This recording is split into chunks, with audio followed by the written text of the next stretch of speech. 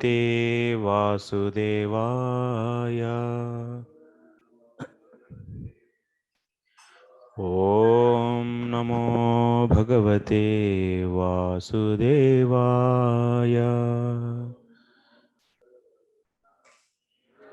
Om Namo Bhagavate Vasudevaya.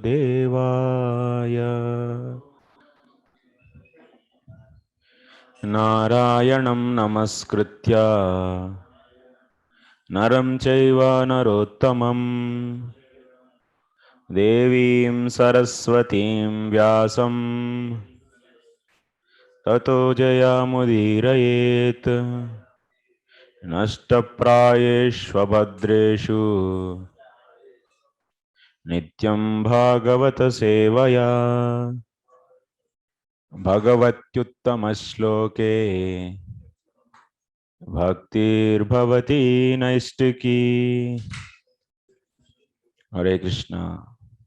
So welcome everyone to today's Bhakti Vaibhava class. So we have two guests actually. We are so fortunate having. So Prabhuji from Chowpatty Temple. So Prabhuji's name is Revati Vallabh Prabhu. So thank you very much, Prabhu, for coming. And also we have Bhagavan Pandit Prabhu. So we all welcome you, Prabhu, for the attending and giving your association.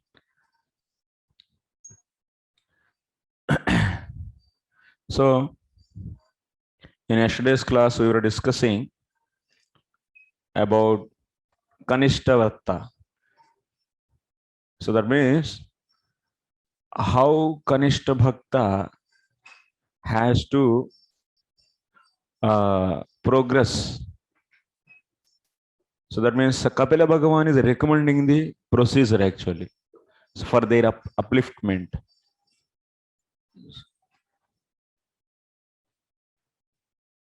Yeah. So anyone wants to repeat this or otherwise want to? Yeah. Anyone want to say from the yesterday's class? So how the flow is going on?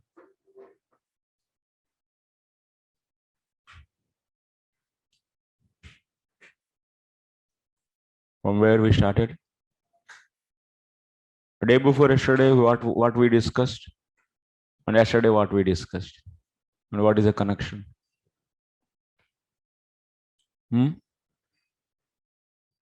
Rangamaya Prabhu, anything you remember from the day before yesterday's class? What was discussed?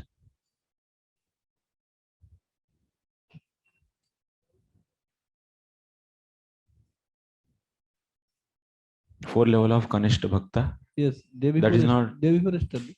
Day before yesterday. Yes, 4 level of Kanishta Bhakta. No.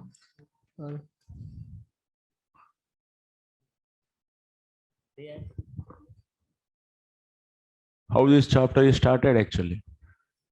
Mother Devahuti is asking questions of, first of all, she wants to know three things. One is, in 29th chapter, we are seeing that Mother Devahuti is desiring to know three things. First of all, Bhakti Yoga. Bhakti Yoga, simple Bhakti Yoga, or she is adding something to that? Yes, she is adding something to that. Bhakti Yoga, which is the result of Sankhya and so on. That means Sankhya and others are becoming the assistant of the Bhakti. And that kind of Bhakti she wants to know actually. She didn't ask simply Bhakti. She could have asked, simply explain me about Bhakti Yoga. Then Kapila Bhagavan might have explained directly Bhakti Yoga itself. But she was asking not only just Bhakti Yoga, but which is the result of Sankhya and so on. So that means in that way only he should explain. So that's why we are going to see answer also like that only. And what else she wants to know? Second, Samsruti. She wants to know Samsruti. That means how the Jivatma is getting the material miseries from the birth. That means in the after that growing and getting the death in the hell, how it is suffering, and like that, the whole process, the chain of these various miseries are happening to Jivatma are explained actually. That is known as Samsruti. By knowing that what is the advantage, we'll get renunciation. What is the use of that renunciation? That can be assistant to the bhakti. So that's why she wants to know that. Samsruti. That is being explained in the, that will be explained in the new future chapters, in the 30th chapter actually. Here Kapila Bhagwan is not going to explain. And third thing is what she is asking. She wants to know about time. What is the, so time's form actually. She is asking the lakshana of the time. Okay, these three things she asked here. Then Lord started to explain these things. So first of all, bhakti. So what bhakti he explained first? Karma Gnana Mishra Bhakti explained first. Huh? No, bhakti is two types. Saguna bhakti, nirguna bhakti. Saguna bhakti is once again two types. What is that? Sakama bhakti, Kaivalya Kama bhakti. Sakama bhakti is once again two types. Tamasika bhakti and Rasika bhakti. And so in Saguna, one more is there, that is Kaivalya Kama. That is a Sattvika bhakti. And another is Nirguna bhakti. Okay. Like this, we have four types of bhakti. So here, this bhakti means what we took, it is Swarupa Siddha bhakti. These four are the different divisions of the Swarupa Siddha bhakti. In Bhakti Sandarbha, we are seeing how many bhaktis actually. In the Bhakti Sandarbha, bhakti is divided into, grossly into three types. What is that? Aropa Siddha, Sangha Siddha, Swarupa Siddha. And that Swarupa Siddha bhakti is these four types. Tamasika bhakti, Rajasika, Satviki, and Nirguna bhakti. Okay. So what is the meaning of Tamasika bhakti? Tamasika bhakti means what? What it means? Tamasika bhakti means? So basically these four are the divisions or categories in what? Under what? Under Swarupa Siddha bhakti. Swarupa Siddha bhakti means by Swarupa it is bhakti. In the case of Aropa Siddha and Sangha Siddha, by Swarupa they are not. In the Aropa Siddha bhakti case, by nature that is not bhakti. Since we are offering the result of that, that's why that is becoming bhakti. So that's why that is known as Aropa Siddha bhakti. And in the case of the Sangha Siddha bhakti, so by nature, by Swarupa, they are not bhakti, but they are done in association of the bhakti. So that's why they are called as Sangha Siddha bhakti. Which our example is Karma Mishra Bhakti, Gnana Mishra Bhakti, Karma Gnana Mishra Bhakti. All these are all Karma and Gnana. All these are becoming bhakti. They are all called as Bhagavad Dharma because they are done in association of Swarupa Siddha bhakti. In association of the bhakti means Swarupa Siddha bhakti. By nature, bhakti. Okay. This. And next, in Swarupa Siddha bhakti, that is by itself is bhakti. That is also known as Sakshat bhakti, or otherwise Shravanam, Kirtanam, Vishnu Smaranam, Pada Sevanam, Archana Vandanam. That's Navadha bhakti. By Swarupa they are bhakti actually. So that is also four types. Swarupa Siddha bhakti is also four types. So those four types are the, so actually Tamasika bhakti, or otherwise Tamasika bhakti. When you say Swarupa Siddha bhakti is Tamasika bhakti, when Swarupa Siddha bhakti, that means Navadha bhakti, that means Shravanam Kirtanam is done out of pride or out of enviousness, so out of anger, then it is known as Tamasika bhakti. That means you are chanting Hare Krishna, but you want to kill someone, and with that desire you are doing, or out of anger. That means someone should get hurted, because they offended me, they should get hurt. So Lord, you do something for them. Hare Krishna, Hare Krishna. Then it is Tamasika Bhakti. And someone is doing, so Rajasika Bhakti. Rajasika Bhakti means, so I want a big building, Hare Krishna, Hare Krishna, with the desire of, so out of that means material hankering, you are doing this. That means here, Swarupa Siddha Bhakti, by nature it is Bhakti only. Bhakti, Tamasika Bhakti means Bhakti is not becoming the Tamasikam. Tamasika Bhakti is always transcendental only. But your consciousness, your bhava is tainting on that, is tainted on that. So that's why overall is known as Tamasika Bhakti, or the Rasika Bhakti, or the Satvika Bhakti. So that is Tamasika, Tamoguna, Rajoguna is there in our consciousness is affected. With that bhava, you are doing that bhakti. So that's why it is known as Tamasika, Rajasika, and Satvika Bhakti. Satvika Bhakti means we are doing, so our Swarupa Siddha Bhakti for what? For the liberation, to come out from this miseries of the material world. So that's why we are doing this. So Satviki Bhakti. Oh, okay. These three comes under the Saguna Bhakti.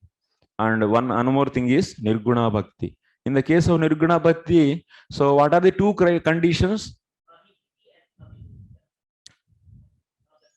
Ahaitika, Ahayita, before that what Kapila Bhagavan said? What two things should be fulfilled? In the case of the Saguna Bhakti, sloka number 14 or 13. 13 and 14, I think. What it be? What are the two criteria?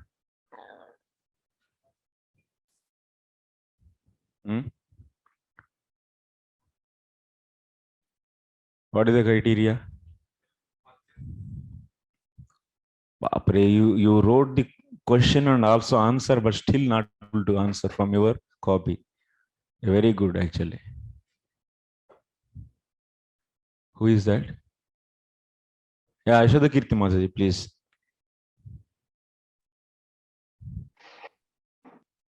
Yes, Hare Krishna, Dandavat Prabhuji. Yes, Mataji, tell me. Prabhuji, two things you said from the shlokas. First is Mad Guna Shruti Matrena. Yes, next. And second is Avyavahita Avichinna Manogatihi. Avichinna Manogatir Avichinna. These two things.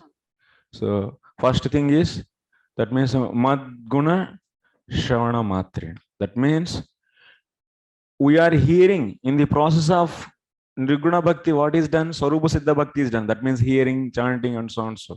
Shravanam, Kirtanam, Vishnu Smarana, so on so. They are all done for the sake of doing that only.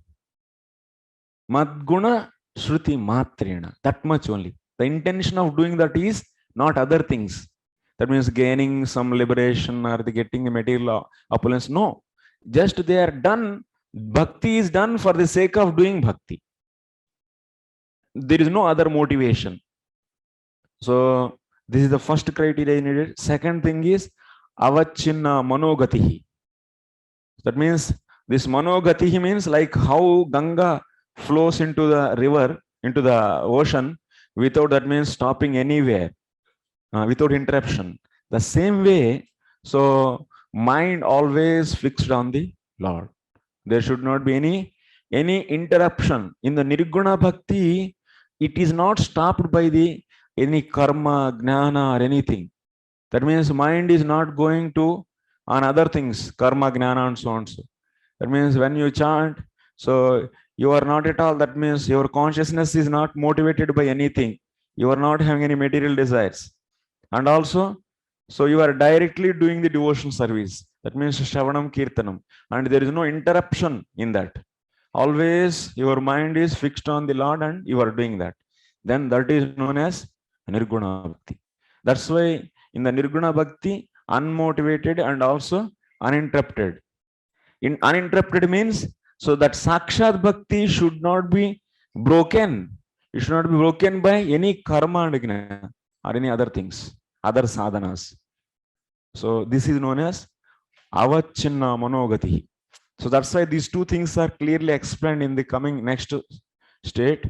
That is, so Avyavahita and also avyavahita, and one more thing, what he said, ahaituki. These two things. Okay, like this we have seen the about the bhakti. So clearly that means what is desirable for us, what we should reach. We should reach to the nirguna bhakti. We should fix our consciousness like that. Like externally you might be working anything, like Arjuna. Externally he is working, so fighting, but his mind is always fixed on the Supreme Lord. And that kind of consciousness we should develop. That is the goal of the life. So then that bhakti is over, nirguna bhakti. Then after that, why Kapila Bhagavan started explaining about the karma gnana mishra bhakti? It is said in the from the 15th sloka to 19, 15, 16, 17, 18, 19. In 5 slokas, he was explaining karma gnana mishra bhakti. Mother wants only the nirguna bhakti, and that is desirable by everyone. Then what is the need of explaining this karma gnana mishra bhakti there? What is the reason?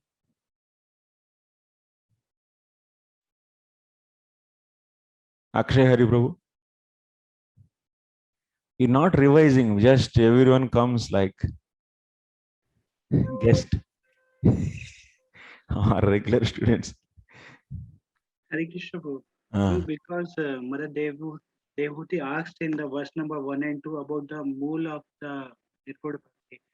Janmoolam. Janmoolam.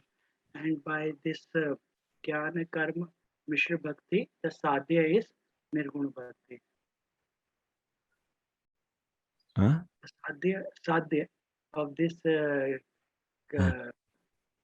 Karma Jnana Mishra Bhakti is Nirguna Bhakti. That's why Karma Gnana Mishra Bhakti is Nirguna Bhakti. क्या बोल रहे हैं actually? You are cheating.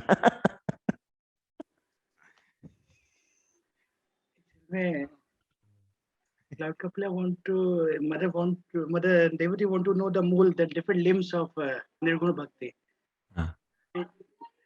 Lord Kapila explains this bhakti because by performing this bhakti, person will develop Nirguna Bhakti. So what is that bhakti? That's karma gnana mishra bhakti. That means nirguna bhakti should be the result. What she asked? She asked that you explain me bhakti which is the result of karma and gnana and so on. So that means Sankhya means karma and gnana. What other things? So she asked like that. So now that's why actually nirguna bhakti is the sadhya, and for that sadhana should be also nirguna bhakti. In this ideal case, that is the opinion of Kapil Bhagavan also. But she asked, sadhya is what? Nirguna bhakti, and sadhana is what? Karma gnana and others. So she asked, that's why he started explaining. Because she is asking nirguna bhakti is a result of Sankhya and so on. That means Sankhya means gnana and so on. So that's why he started explaining karma gnana and karma gnana mishra bhakti. What is happening? Karma and gnana, they are not bhakti by nature, but they are done in association of the Sarupa Siddha bhakti. That means Sakshat bhakti. So that's why they are known as bhakti, Bhagavad Dharma. What is the reference? In the 11th canto, it is there. That's Navayogendras. They explain this. So when karma and gnana are done with the Sakshat bhakti, in association of Sakshat bhakti, is known as, also they are also known as Bhagavad Dharma. So in that way, they are becoming the bhakti. So, but by nature, they are not bhakti. So he explained karma gnana mishra bhakti there. Then after that, after explaining karma gnana mishra bhakti, what Kapila Bhagavan is saying?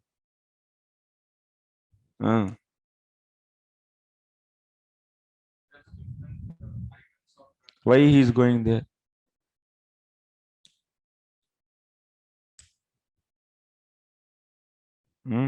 What is the link?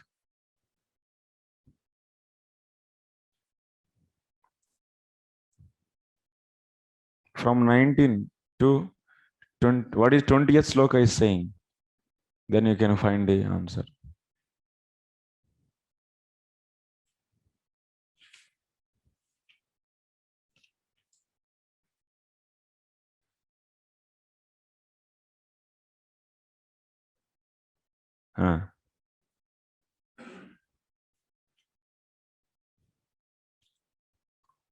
So 19, what he said? So 19, Madharmano gunai retaihi parishamshuddha ashaya purushasya anjasa abhyeti srutimatra gunam hi mam. Finally, he attains me. So abhyeti mam, that means he attains me. So he said this. He approaches me, he attains me. So yatha vataratho granam avankte gandham ashat evam yoga ratam cheta atmanam avikaryat. So he explained in the 20th sloka, as a chariot of the air carries an aroma from its source and immediately catches the sense of smell. Similarly, one who constantly engages in devotional service in Krishna consciousness can catch the Supreme Soul. That means he is explaining that in the 20th. One can, that means by doing the devotion, one can see everywhere Paramatma. So that means he can get the Bhagavan realization, Paramatma realization, all relations. So then after that, so he is saying that, but I am everywhere. So my devotees can see that. That is Uttamadhikari means he is seeing Paramatma everywhere. And so, but the problem is, but some others are not seeing. That is the point. Then that's why he went to there. Aham sarveshu bhuteshu bhutatmavastitah sada tam avagnaya mam martya kurute archa vidambanam. There he is explaining that some devotees, they are not able to see. They are able to see Lord in only Archa Vigraha, but they are not able to see Lord in every living entity. And they are neglecting the Lord in the other living entities, disregarding the Lord presence in other living entities, and only taking the deity. And in that deity, he is worshipping. And also, he is not having the right attitude towards the deity also. Kanishtaka Adhikari, can he see that deity and Lord are not different? No. He is seeing deity, that means Maudhya. That means he is seeing the deity is made up of wood or made up of stone or something. But in that deity only he is worshipping the Vishnu. He is seeing it as a stone, but still he is worshipping Lord in that deity. The reason is why he is worshipping like that. Loka parampara jata shraddha. He doesn't have clear understanding. That means Lord and deity are not different. But still he is, that means he is seeing deity as stone or something, but still he is worshipping there because of the Loka Parampara Jata Shraddha. Someone is worshipping, his elders are worshipping, his community people are worshipping, his predecessors are worshipping in his dynasty. That's why he is also worshipping. So by this kind of view, what Kapila Bhagavan is saying, that in the 4 slokas, some people are disregarding, some people are neglecting, some people are hating the Paramatma in that, and some people are criticizing. That means they are not seeing the Paramatma and hating that living entity. And some people are not seeing the Paramatma and criticizing. So like this, it is many ways they are doing. It's 4 ways. Okay. So then what? So like that they are doing this. What is the solution for them? What is the solution? Jai Gopinath Prabhu. What the solution? Tell me. For them, what they should do? Can they do directly Nirguna Bhakti? Pure devotional service? Oh, unmute it. Someone.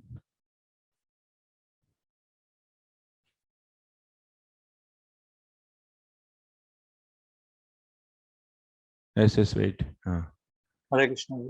Yeah. They have to continue their bhakti until they get the Nirguna Bhakti. Yeah. Why they are not able to do Nirguna Bhakti? Because they have that Loka. They have their because they didn't have Shraddha. Yeah. And also they didn't have any Ishvara Gnana. So, that means they have to do karma. How can you substantiate this? They have to do their prescribed duties. How can you substantiate this? What is the proof for this? Um, What is the devotional principle actually? True. Huh.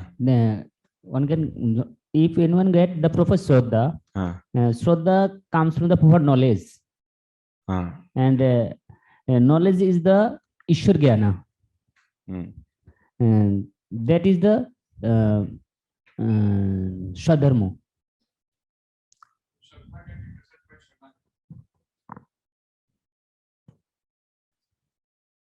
What I am asking, Kanishta Bhakta is doing the that means worshipping the Lord in only deity, and he has only Loka Parampara Jata Shraddha.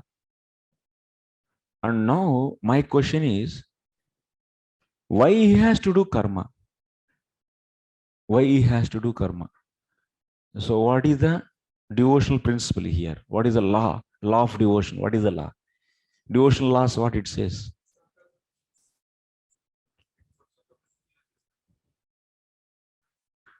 Then you should do more bhakti.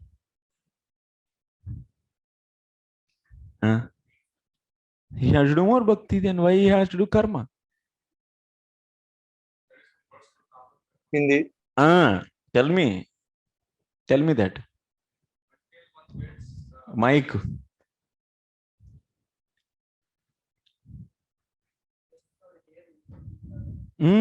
Yes, Prabhu.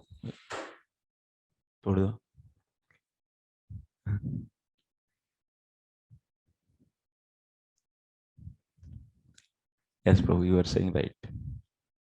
Yeah, until one gets Shraddha in Krishna Katha, Prabhu, he should do the karma. Tavat karmani kurvita na nirvidyate yavata mat katha shravanado va shraddha yavan na jayate.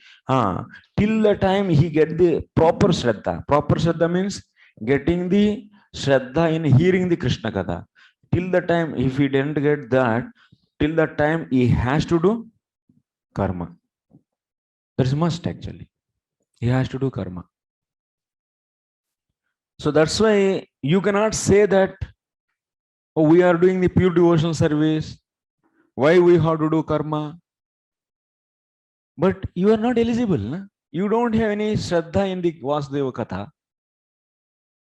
And also you don't have any, one more point is Ishvara Gnanam. Because, so how can you know you have Shraddha? That you can know just by Sharanagati. So that is recommended. That is recommended for us. And so that's why, so ultimately we took the case of the Kanishta Bhakta and we are analyzing. His problem is he has to see Paramatma in every living entity. That he is not able to do. Second thing is, whatever Shraddha he is having, that is only Loka Parampara Jata Shraddha. But he didn't develop the proper Shraddha.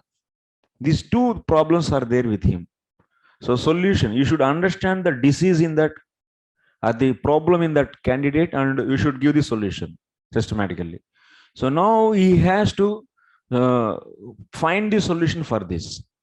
So for this, that means since he didn't have proper Shraddha in Vasudeva Katha, and Tavat Karmani Kurveta Yavan Nanirividyeta Yavata Mat Katha Shravanado. Till the time he doesn't get the proper Shraddha in Katha, so he has to do karma. So that's why Kanishta Bhakta, this Prakrita Bhakta, should perform his prescribed duties. One solution we got there. And second thing is, Ishwar Gnanam also he didn't have. For that, what he has to do? So, Ishwar Gnanam is there, then how he should feel? He will not see any difference between his belly and others' belly. He will be definitely feeding others also. That is a symptom actually. But he is not having that. So that's why what we have to do? The Bhutadaya, they has to serve the living entity. Serve the living entities. That means they should have compassion towards the living entities. In what ways? Dana and Mana. So for the lawyers, we should do Dana. For the highers, we should give mana. So, and that also as much as you can do. Yatha Shakti. So as much as you have, that much you should do. It's not a dana means you should not eat and you give everything and you therefore. Not like that. Whatever is availability is there with you, your capacity is there. So that much. Dana mana. And do you need to serve all the living entities same way? No. Once again, we have to. There are gradations are there. There are levels are there. You cannot equate Vaishnava and a dog. It's same because both are living entities and both are adhisthana. Both bodies are adhisthana for the Lord and Paramatma. So that both are equal. No, you should not do like that. Then that's why what you have to do. You have to see the levels of the living entities. So there are so many levels are explained there, and we discussed those levels.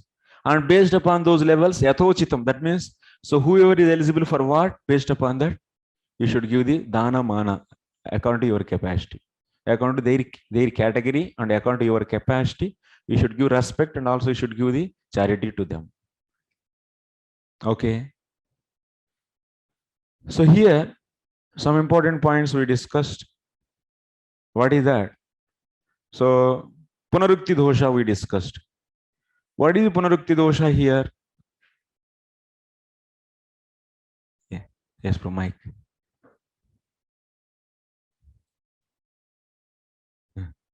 Yatha taror mula nisechanana. If you are worshipping the Supreme Lord, Yes. then again why you should separately worship the living entity? Yes.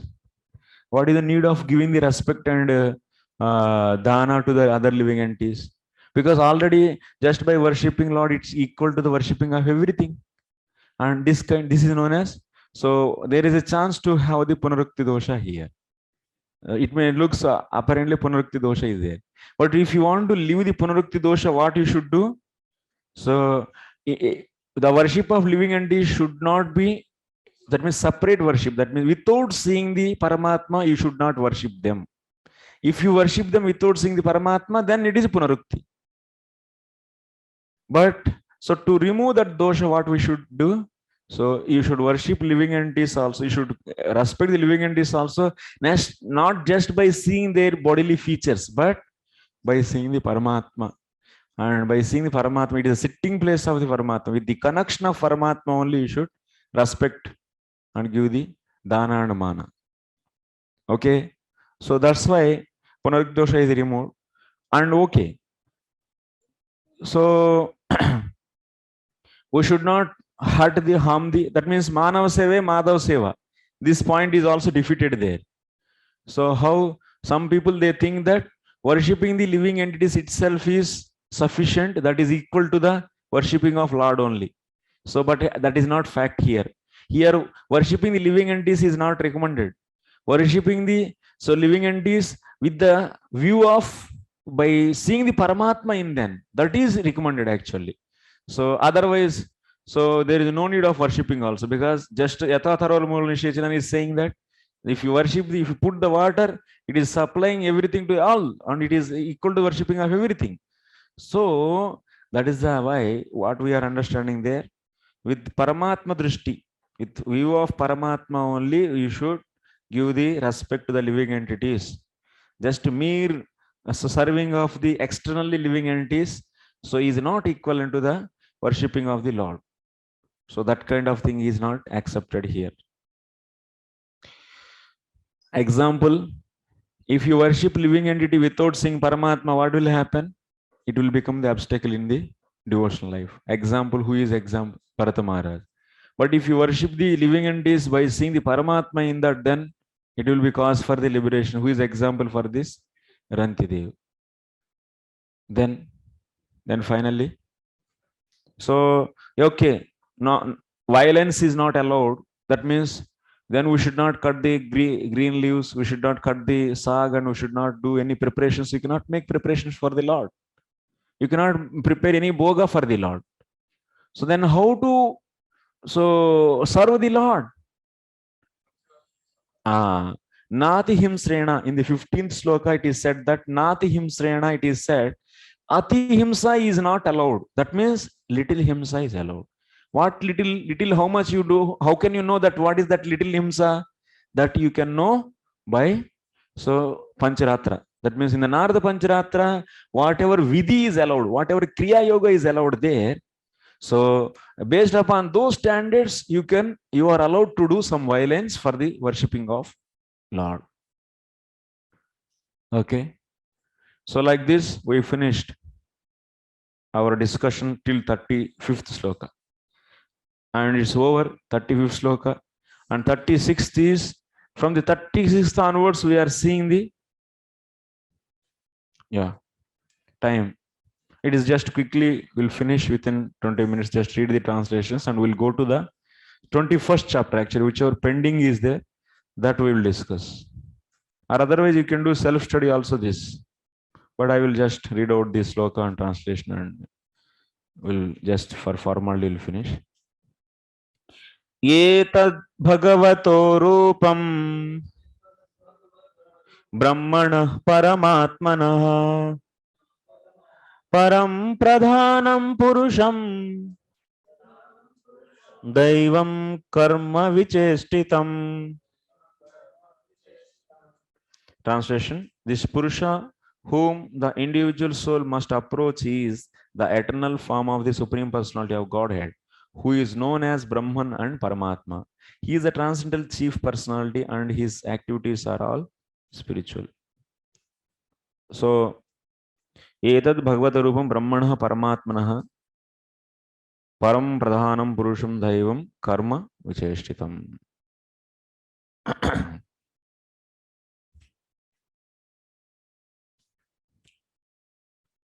So, Purusham Vrajet, in the previous sloka, in 35th sloka, what is that?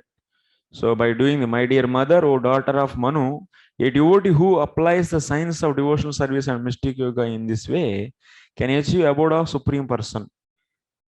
So that they will be going back to the Supreme Person. And who is that Supreme Person? He is only Bhagavan and he is only Paramatma and he is only Brahma. Brahma, Paramatma, Bhagavan. Bhagavataha, Brahmanaha, Paramatmanaha, Rupam. So Brahmeti, Paramatmeti, Bhagavan iti Shabdate. These are all actually Tattvam is defined as one. There is no difference between the Brahman, Paramatma and Bhagavan. But something is partial view and something is complete view. So complete view is Bhagavan and partial view is both. That means Brahman and Paramatma.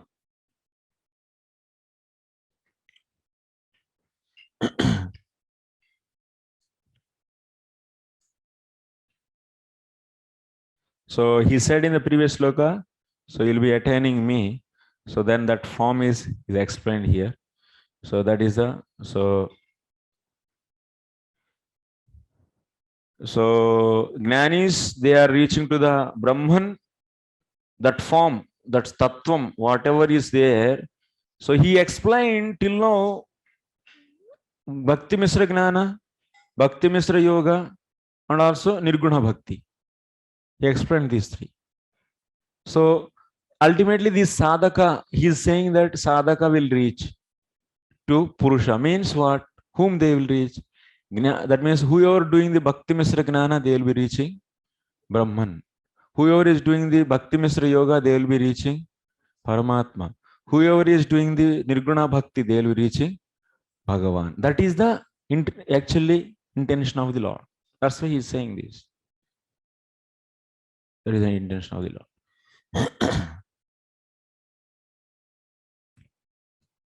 Because he explained in 26th chapter, 27, 28 and 29. In these three chapters, he explained these three: Jnana, Yoga and Bhakti.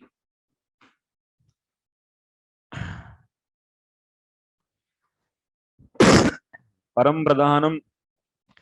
So, Purusham Dhaivam Karma Vicheshtitam.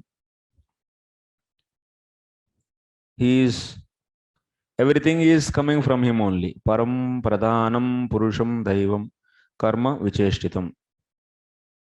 So,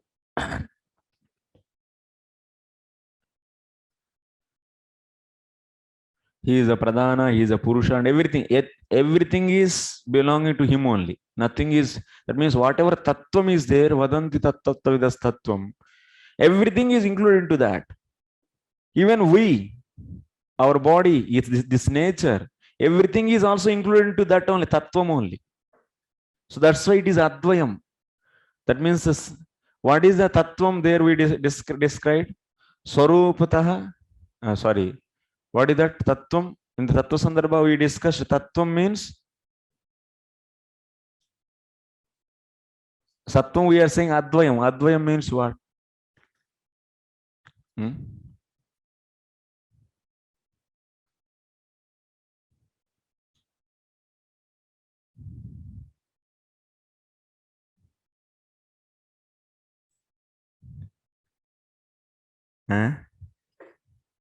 What is advayam? How can you say advayam? How can you define advayam? Jai Gopinath Prabhu, yes.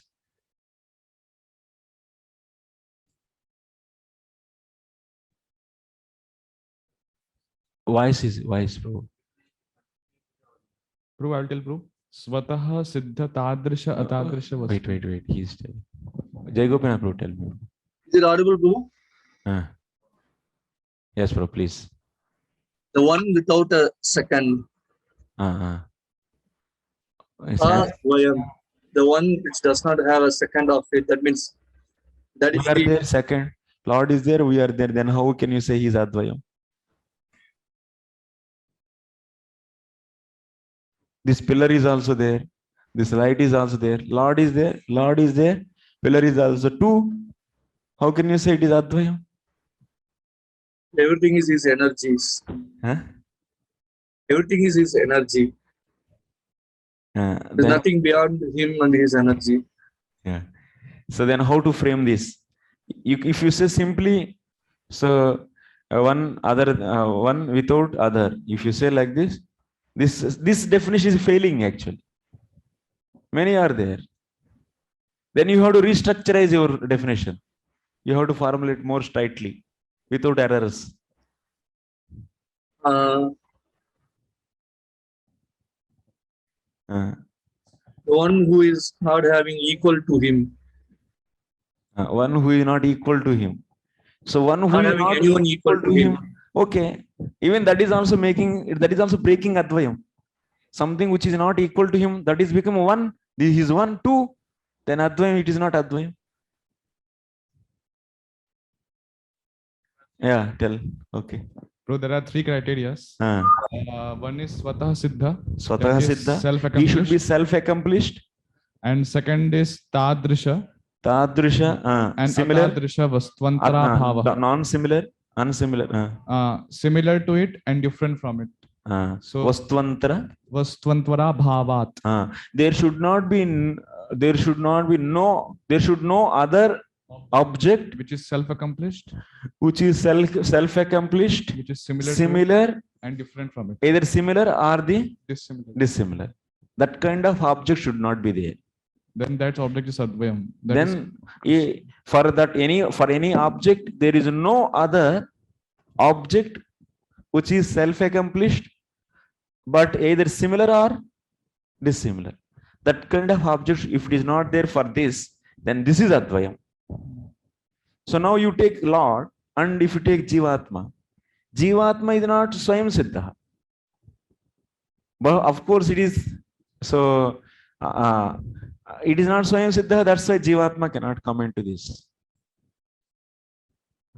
So, and also Swayam Siddha, that means the object which is self-accomplished, either similar object which is self-accomplished similar object or self-accomplished dissimilar object. If anything you find in this nature, then Lord cannot be advayam.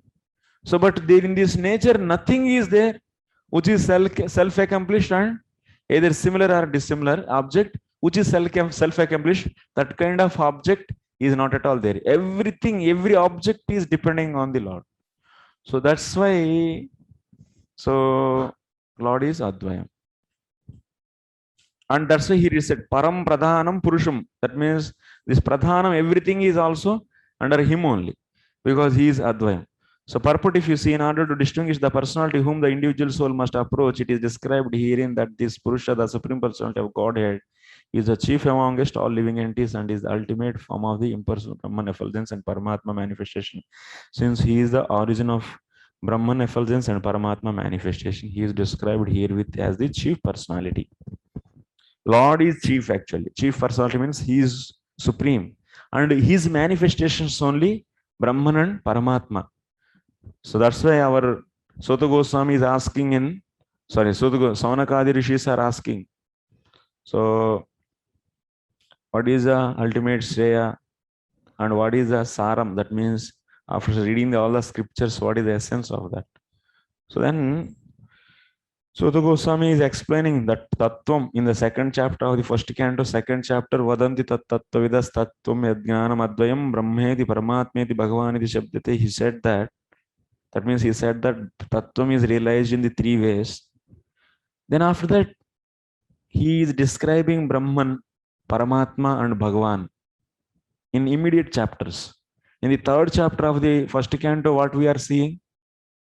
What he is explaining initially? Creation? No. In the first canto, third chapter, what we are seeing? Jagruhe Paurusham Rupam Bhagavan Mahadadibihi. There he is explaining about Purusha. Purusha Avatar. That means Brahmeti Paramatmeti Bhagavani Shabdate. In that Paramatma, that means Purusha he is explaining. Brahmeti Paramatmeti Bhagavan. In that, so Tattvam is seen in the three ways. That is, Paramatma is nothing but the Purusha. And that Purusha is Karananda Sai Vishnu, Garbhodaka Sai Vishnu. And also Shirodaka Sai Vishnu. So, but Garbhodaka Sai Vishnu is the cause for the all the avatars in this Brahmand. That means Paramatma he explained there. After explaining Paramatma, his next point is Prabhu.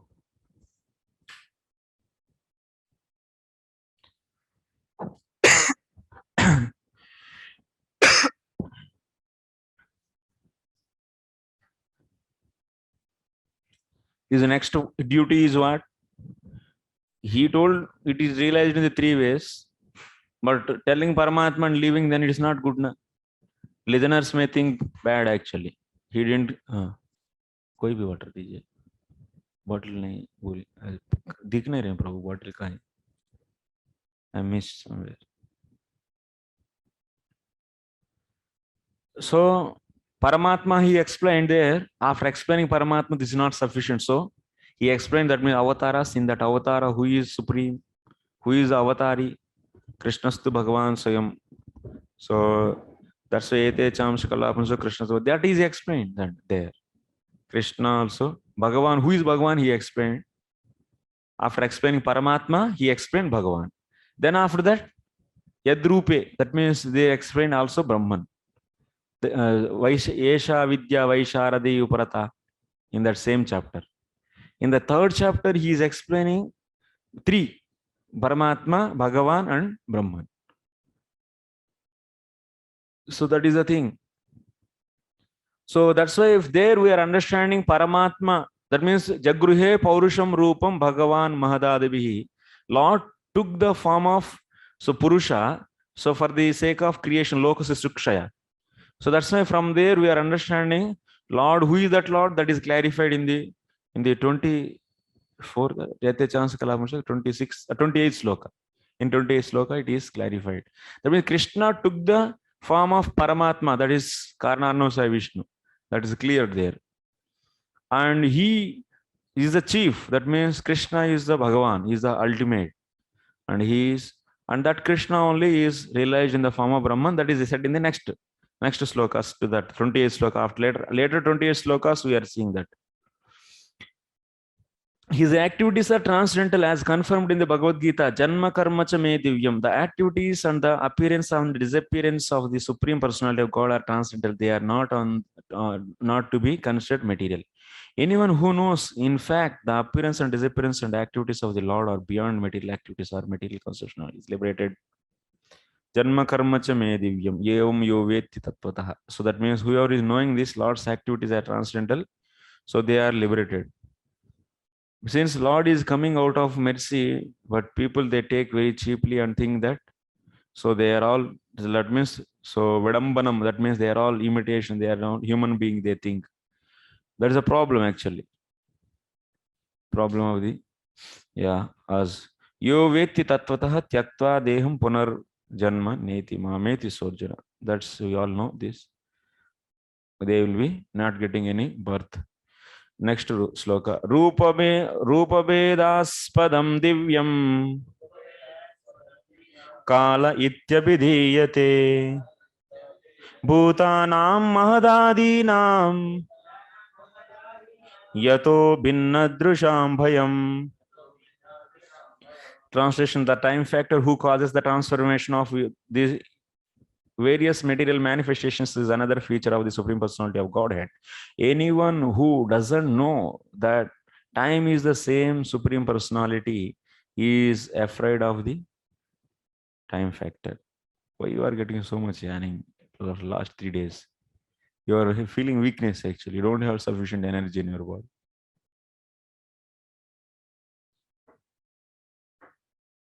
Because of weakness, only drowsiness comes. Without proper nutrition and blood, everything is lacking. Dr. Saab, you are a doctor. You have to suggest for us. And if you become patient, then what we should do? Huh? That is the reason actually. It's clearly indicating. And you are not eating. Only one time you are doing this vrata. And you see whole class for last 3 days, you are first 2 days okay. That energy water stored is burnt out. And now you are feeling so drowsy actually. Not able to sit also, see. All the time. Stability also is not there because no energy in the body. You eat tomorrow onwards. No need to do vrata.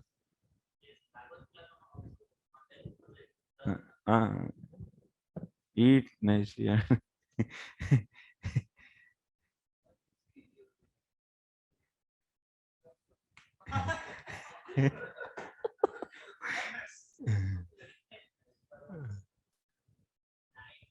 What happened to our other, this Gokulanand Prabhu, Nam Sankirtan? What is happening to them? Sikha. And our Akinchan Krishna Prabhu is trans. खो गए क्या वो?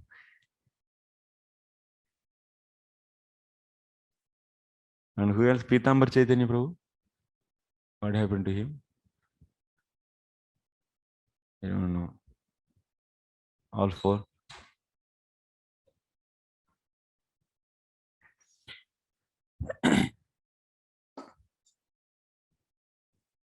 Thanks, Prabhu. Okay, time is explained here in this. The time factor who causes the transformation of the various material manifestations is another feature of the Supreme Personality of Godhead. Anyone who doesn't know that time is the same Supreme Personality is afraid of the time factor. You know.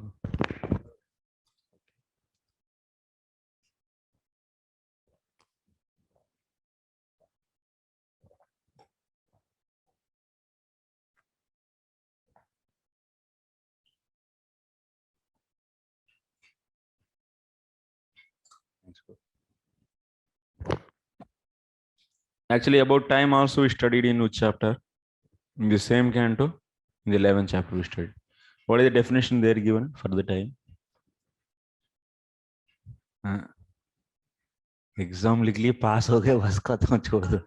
उसके बाद कभी देखेंगे भी नहीं. We'll never see back. What is Paramanu time? Rangmay Prabhu. What is Paramanu time?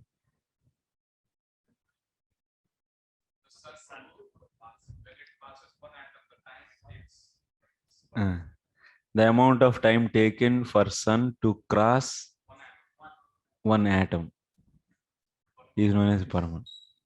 Is Paramanu time. Okay. So there we describe time as what? In the 12th chapter also it is there. Time is the one which is guna vetikaraha. It means which brings the changes in the modes. That is the time actually. Time is also, yeah. That is the time is needed. Lord sends that time into this. Time is not comes under the Prakriti. Prakriti, 24 elements. Out of 24 elements, time is there? No. That's why in the Bhagavad Gita we are counting Ishvara. So Ishvara, Jiva, Prakriti, Kalaha, Karma. Because karma and time both are not coming under Prakriti actually. They are separate from the Prakriti. 24 elements are coming from Prakriti. And this time is different actually. It is a form of the Lord. This will be explained in the, there is one more chapter actually. That's in the form of a time, in the form of Vishnu. So he'll be staying in the, so Maha, what is that? In the 10th canto it comes, Vishnu's Mahakala, Mahakala Adipaha. There's a place. If you cross this Loka Loka mountain and you cross the last Dvipa, there is a darkness before touching this Brahmanda's layer. So first layer. So, and after crossing the 7th Dvipa, in between, there is a deep darkness is there. And in the darkness, if you travel for some time, there is a one place where, so time, the Lord in the time, Lord in the form of time, he stays in the form of Vishnu there actually. That is a place actually. There. Time is nothing but the form of the Lord only. Yes. And this is the cause for the changes in the modes. Everyone is afraid of activities of time. So we also read, what is the cause for the fear? What is the cause for the fear? Time. Time is the cause. How can you say this? We saw in the, you remember? It annihilates. So that means what is the difference between material world and spiritual world? Material world is having the one opulence, one path vibhuti. Spiritual world is having tripath vibhuti. In that tripath vibhuti, what is coming? Tripath means 3. It's not the 3/4 actually. Tripath means you cannot cut the infinite thing. And we say, but it is 3/4 world and 1/4. It's not that actually. Tripath means 3 features are there, and here 1 feature. What are those 3 features? The first is Amritam. First is Amritam. Next is Shevamam, and third one is Abhayam. These are the 3 features are there in the objects in that. That's what we see in the 2nd canto 6th chapter actually. And in the material world, it is Martyam. It's perishable actually. So in there, Abhayam means what we are seeing. Abhayam. Why the objects in the spiritual world and entities in the spiritual, they are fearless? What is the reason? There, what is given actually in that discussion? Abhayam. Spiritual world, there is no fear. What is the reason there? What? There is no influence of time. Nachakala Vikramaha. We are seeing in the 2nd canto 9th chapter. Nachakala Vikrama. There is no influence of time is there in that planet. That's why it is completely free from the fear. Abhayam. It's a fearless state.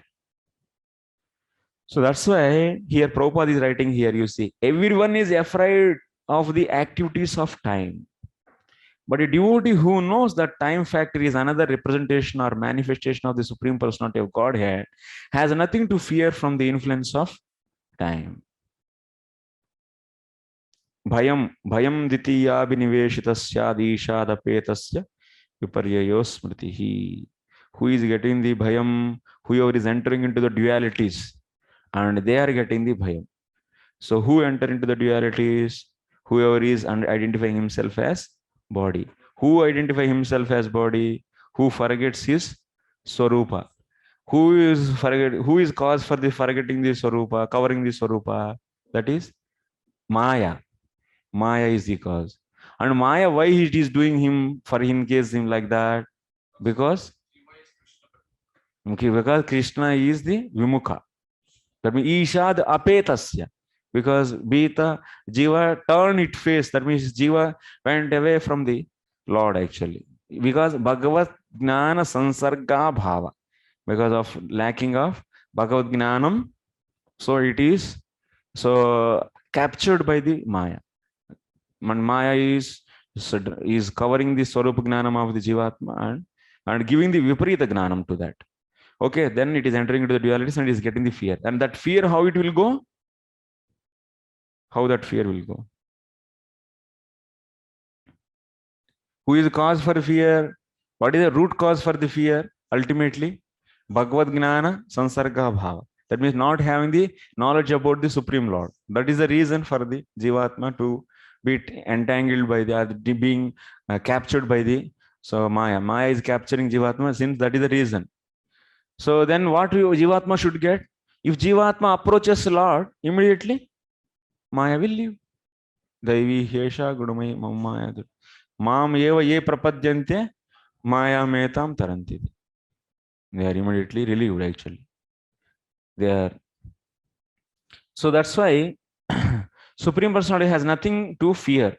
The phrase Rupa Bhedas Padam is very significant. By the influence of time, so many forms are changing. For example, when a child is born, his form is small, but in the course of time, the form changes into a larger form. The body of the boy and then body of young man. Similarly, everything is changed and transformed by the time factor or by direct control of Supreme Personality of Godhead. Usually, we don't see any difference between the body of a child and the body of a boy or young man, because we know that these changes are due to the action of the time factor. There is a cause for fear for a person who doesn't know how time acts. So who knows this fact? Actually, this everything is changed by the time and we are different from the time. So Jivatma is avyayaha. And then those people will not get any fear.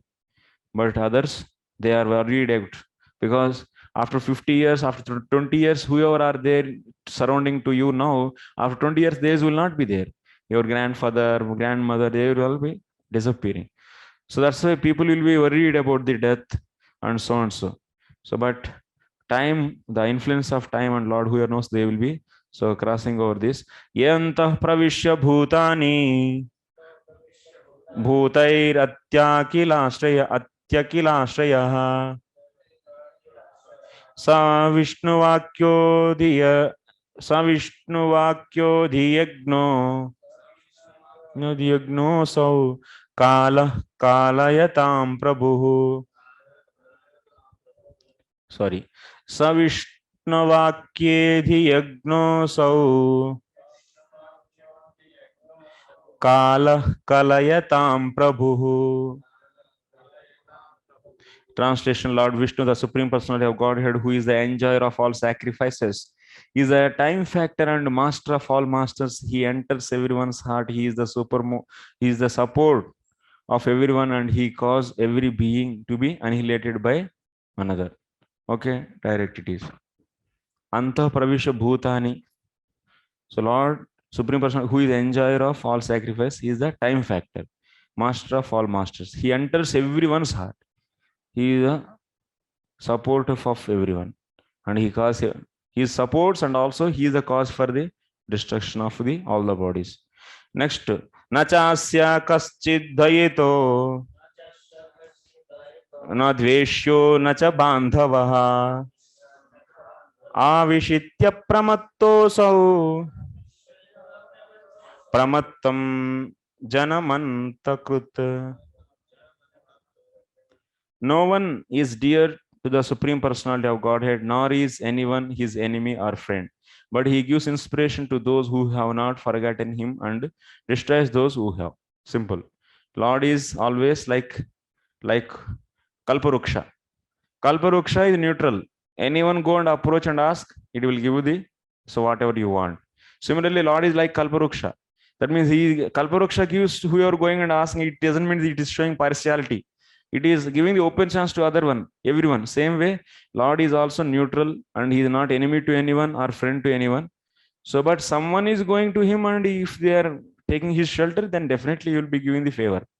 So it doesn't mean that he is showing the So any partiality, you also can go and ask. He can help you. So that's why here, whoever is not surrendering to Lord, their bodies are destroyed by the time, and whoever is surrendering, they are protected. So this is the thing. Purport: forgetfulness of one's relationship with Lord Vishnu, the Supreme Personality of Godhead, is the cause of one's repeated birth and death. A living entity is as eternal as the Supreme Lord, but due to his forgetfulness, he is put into this material nature and transmigrates from one body to another. And when the body is destroyed, he thinks that he is also destroyed. So that's a forgetfulness. Prabhupada writes many times, Jivatma is forgetting. Forgetting means Paratattva Gnana Sansarga Bhava. This is known as, he's saying that, forgetting the Supreme Lord. Jivatma, the main problem is what? Jivatma is not having the knowledge about the Param Tattvam. That means that is the reason, that's why Jivatma is entrapped by the Maya. Okay. So, and it is traveling into the bodies one after one. So because not surrendering to not knowing the Lord, that is the reason. So this doesn't mean that Lord is someone's enemy or Lord someone's friend. He helps everyone. One who is not bewildered by the influence of material energy is saved. One who is bewildered is destroyed. It is said, therefore, so Harim vina naiva srutim taranti. Without Hari, one cannot cross this material ocean. Okay, birth and death of. It is therefore the duty of all living entities to take shelter of lotus feet of. So our duty is taking shelter of the lotus feet of the Lord, not just counteracting the Maya. If you try to counteract the Maya, if you try to fight with the Maya without surrendering to the Lord, it's not possible, impossible. You cannot. That's why Jnanis are feeling the difficulty. Aruhya kruchrena parampadam patantyada. That means patanti not. Aruhya kruchrena parampadam patantyada anadruta ishmadangraya. So they are falling from the Aruhya kruchrena. Why the word kruchrena is used? Jnanis, they are not taking the shelter of the Lord, and they try to counteract with this, and they try to fight with this material miseries, that their attractions and aversions. So whatever material attractions, aversions are there, they try to balance themselves, and they want to see the oneness everywhere, no differences, so that no attraction, no aversion. So this their target actually. But this they are trying without help of the Lord. It's very difficult, that's why. So kleshodiktarastesham. So that's what Bhagavad Gita also Lord says. Even they go there, they are coming down and falling. Even they go Jivan Mukta stage, they get the Jivan Mukta stage. From there also they fall down. Why they fall down from there? Huh? Due to? Why they are falling from there? After getting the Jivan Mukta stage, why they are falling? Jnanis. Disrespecting. How they are disrespecting? They are always seeing the Brahman. Everywhere they are seeing Brahman. So what is their point of disrespecting Lord there?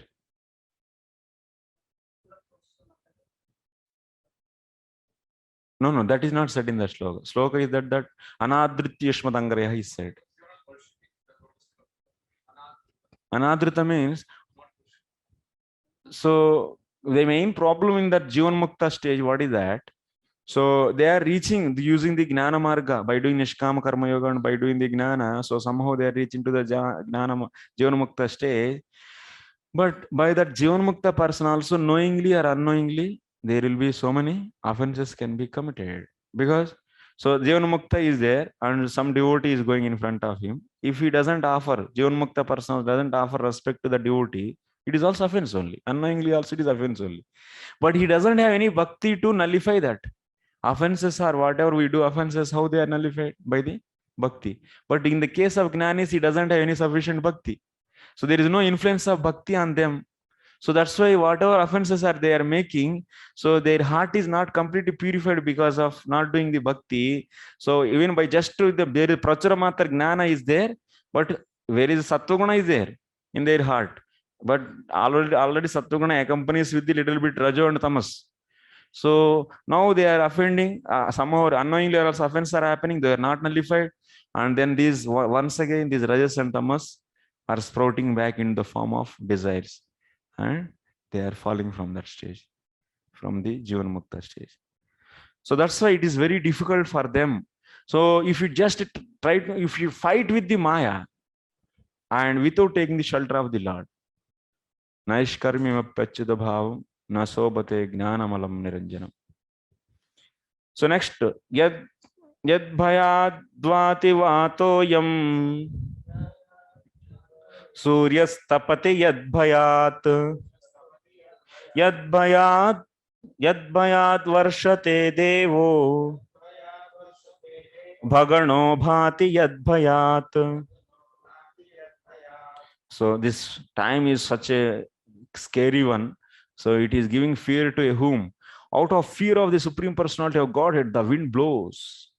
Out of fear of him, the sun shines. Out of fear of him, the rain pours forth showers.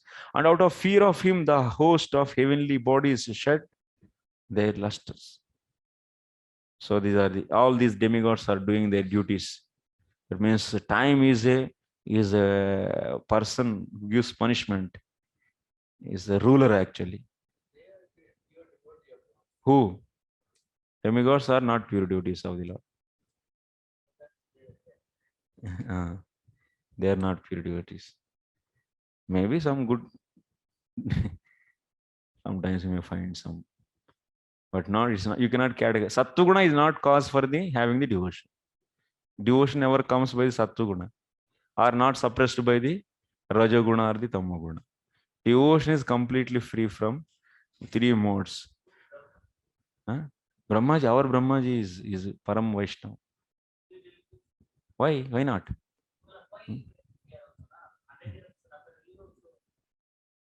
In general, but not the devotee Brahma. Brahma sometimes is devotee, sometimes is not devotee. If he is devotee, then he will not get fear. Like you. You are fearless or not? Yes?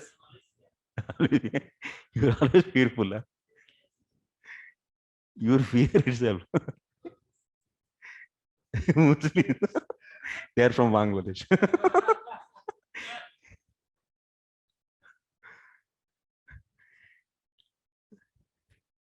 The Lord states in Bhagavad Gita, Maya Jakshena Prakriti Suyate. Nature is working under my protection. The foolish person thinks that nature is working automatically, but such an atheistic theory is not supported in the Vedic literature. Actually, time, our mind is also, that means whatever elements are coming due to agitation of the three modes, everything is under the influence of the time actually. So Prakriti is in the balanced state, that is known as Avyakta.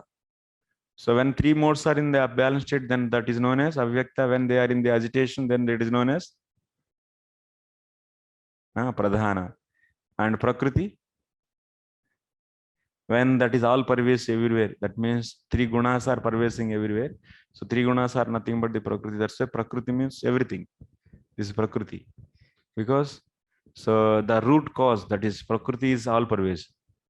So these three gunas, Avyakta, these three gunas are agitated by the time. When time is striking it, then immediately there is a disbalance and products are coming. Even our mind is also coming from that. Mind is coming from where? From the Sattvika Ahankara. So from the Sattvika Ahankara, mind is produced. So that mind is also, that means mind is made up of what? Three modes. Sattva, Rajas, Tamas. That means what? It is, there is a time can bring the changes in the modes. That means in our mind also, mind is also is controlled by the is controlled by the time. So that's why, but we are trying to think the Supreme Personality Lord, who is Supreme Personality of Godhead, who is beyond these three modes. That's why we cannot understand. We make any sentences with the reference of time and space. I ate prasadam in ashram. I ate, it is referring the time, Bhutakala. Where? In ashram. This activity happened in the, for happening any activity, sentences are nothing but what? Sentences are nothing but the, it is having definitely one actions. Sentences always tells about the actions. Yes, I eat, I went, without any verb, can you make any sentence? No. That means sentence means it is an indicator of the actions. And actions happens in certain location and certain time. So that's why every sentence always have the some location and also some it will be having the tense, present tense, past tense, future tense, something. So that's why this mind, our convey our whatever convey knowledge, that is always in the reference of time and space. So we think based upon time and space, but creation, that means Lord's position is beyond the time. So that's why there are so many questions, so you cannot answer actually, like spiritual world. So how the things are going there, those are all beyond the time. You cannot understand just by this material mind. It is not possible. So next, whoever is getting fear, all these are demigods are getting fear. Yadvanaspatayo bhita latascha shaudhi aushadhi saha स्वे स्वे काले विगृह्णन्ति पुष्पाणि च फलानि च. Out of fear of the Supreme Personality of Godhead, the trees, creepers, herbs, and seasonal plants and flowers blossoms and fructify, each in its own season. All these. That means Lord is, Vishnu is the maintainer. What is the maintainer? So that means Sthiti means what? What is the definition of Sthiti? Atra sargo visargo sthanam poshanam utayah.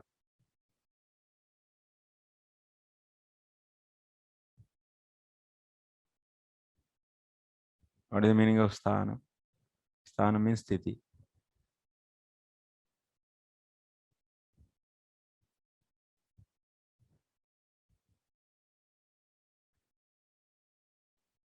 What is the meaning of sthanam? Sthiti. Srishti sthiti laya. Sthiti means sthitir Vaikunta Vijaya. The victory of the Lord is known as sthiti. That means what Lord is doing, he is maintaining, means he is holding the respective dharmas in each object as it is. What is the dharma of the water? Dharma of the water is quenching the thirst. That property he is holding. But if he is not holding, then what will happen? Water will not quench your thirst. Then what will happen? And now mango tree is giving mangoes in summer season in its time. That is the who is it happening? Is it happening automatically? No. Someone is there and he is controlling. Otherwise, nothing will be controlled. Like, nothing will be in the order actually. Without any control, nothing will be in the order. So that's why Lord in the form of, that means maintainer, and through the time he is maintaining everything. Through the time he is maintaining everything.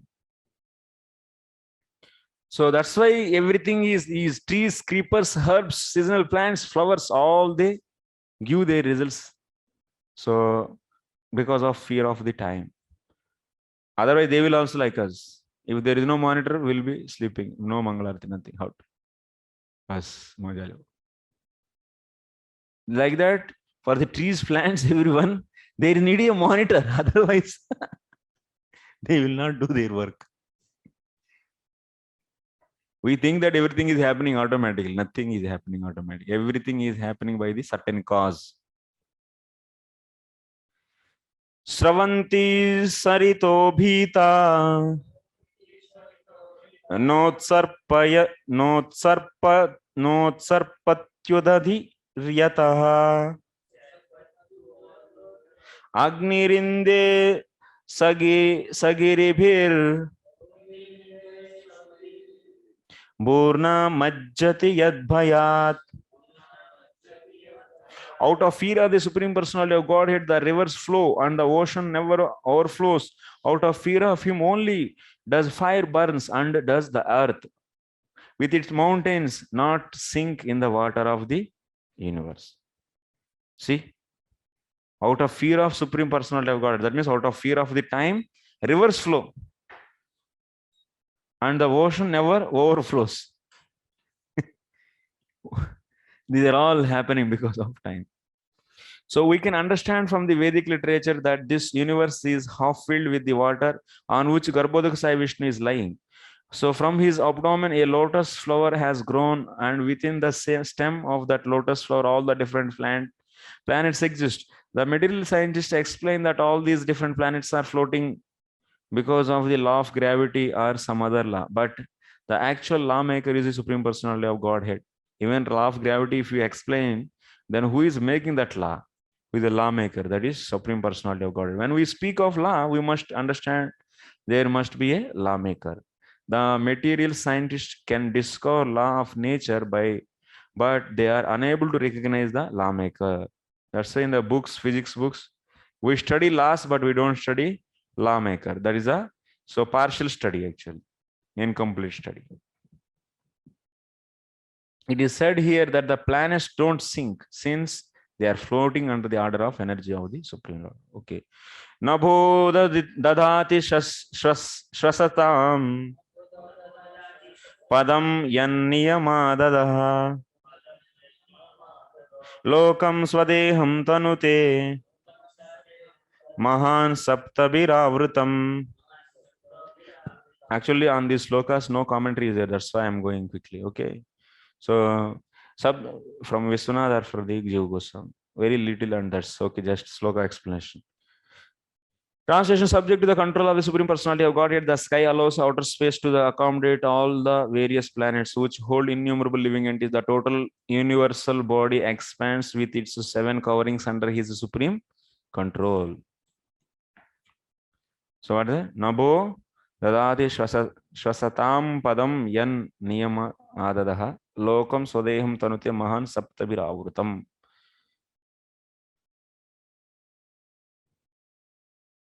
So sky's property is what? Open space. Sky is cause for the open space. That's why you are having the inside and outside, this kind of vyavahara you are doing because of sky. If there is no sky, you cannot use this.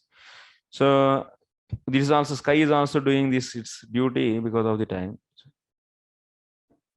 Now, which hold the innumerable living entities. The total universal body expands with its 7 coverings under the supreme control. Next, Gunabhimani no deva sargadishvasya yadbhayat vartantenu yugam yesham vasha yetacharacharam. Out of fear of the Supreme Personality of Godhead, the directing demigods in charge of the modes of material nature carry out the functions of creation, maintenance, and destruction. Everything animate and inanimate in this material world is under their control. Out of fear of Supreme Personality of Godhead, the directing demigods in charge of the modes of material nature carry out. That means Brahma, Vishnu, Shiva, all they are also so doing their respective activities. They are in charge actually. So of the modes. So that means creation, maintenance, and destruction are done by them. They are also under the influence of time. Influence of time means so because of the time factor, so they are doing their activities. So sonanto nanta karah kalo nadiradi krudavyayah janam janena janayan marayan mrityu nantakam. So finally, the eternal time factor has no beginning and no end. It is the representative of the Supreme Personality of Godhead, the maker of the criminal world. So it brings about the end of the phenomenal world. It carries on the work of creation by bringing one individual into existence from another. And likewise, it dissolves the universe by destroying even the Lord of Death, Yamaraja. Saha Anantaha Antakaraha. He is Ananta. Time is Anantaha. That means time is also the activity of the Lord. Chesta. Lord's chesta actually. So Lord is a raising hand. When Lord open his eyes, because of opening his eyes, time is created. It's just Lord's limbs activity is known as time. Okay. The maker of the, and by the using of the time, so he is creating this material world. which is criminal world, because all the jivas who are rebel to the Lord, so they are kept here. It brings about the end of the phenomenal world, and also time is destroying everything. It carries on the work of creation. Once again, creation is done. So like this, time is doing the so many things in this universe. So purport by the influence of eternal time, which is a representative of. So that's why we are seeing when this jivatma is there. What is jiva? Are time is also is activity of when Lord opened his eyes. Then so time started there, and so time factor is sent into the prakriti. Then the whole 100 years of time is going and it's finished. Then time will also is everything is winded up. Lord is only alone and he is beyond the time. Nachakala Vikramaha. His planet is also beyond time. So then how can you say what is the starting date or ending date? Whatever you are starting or ending, you are asking based upon the time, and he is beyond the time. Then how can you say it's his? How can you explain his existence based upon time? It's not possible. That's why he is anadi. The word anadi means you cannot find any beginning. So purport by the influence of eternal time, which is representative of the Supreme Personality of Godhead, the Father begets the Son, and the Father dies by the influence of cruel death. But by time's influence, even the Lord of cruel death is killed. In other words, all demigods within the material world are temporary, like ourselves. Our lives last for 100 years at the most. And similarly, although their lives may last for a million and billion of years, the demigods are not eternal. No one can live within this material world eternally. The phenomenal world is created, maintained, and destroyed by the finger signal of the Supreme Personality of Godhead. Therefore, a devotee doesn't desire anything in this material world. A devotee desires only to serve the Supreme Personality of Godhead. This service attitude exists eternally. The Lord exists eternally. His servitors exist eternally, and the service exists eternally. Okay. Yesterday we discussed in the Bhakti Sandarbha. Devotion is eternal. What is that we discussed? What are the things are eternal? What are those? Sadhu Sangha is eternal. Bhagavad Gnanam is eternal. Bhagavad Gnanam is nirguna. Otherwise, Bhagavad Gnanam is nirguna. Devotees association is nirguna.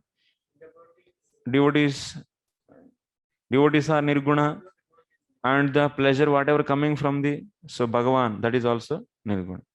Okay, so here in the place of nirguna you keep eternal. So everything is eternal. Lord's devotees, devotion, and service attitude, everything is eternal. But these are not influenced by the time. So that's why we should hanker for this. So we should try to revive our service attitude, and we should try to get the Lord, not the material objects. Material objects all will be creating the fear for you because they are all destroyed by the time. So that's why one has to revive his devotional service attitude, and so you should do service of the Lord who is beyond the time, who is eternal. So okay, thus end the Bhaktivedanta purports of the third canto, 29th chapter of the Srimad Bhagavatam, entitled Explanations of Devotional Service by Lord Kapila. Okay, now we have another time. So we have to do now the 21st chapter. Some important question is there. So this syllabus is not covered. So Karadamuni prayers actually. So we should start from the 13th sloka. From 13th we will carry on actually. So Kardamuni, you all know Kardamuni's story. So Kardamuni's father, who is Kardamuni's father? Who is Kardamuni's father? Huh? Kashyapana? Who is that? Papa कौन है? Manu. Swami Bhuman, very good. Kardamuni's father is Swami Bhuman. Yes. Who is that? Akshay Hari Prabhu, okay, tell me. You have any revelations about the Kardamuni's? Now we are deciding who will be the one. We are setting.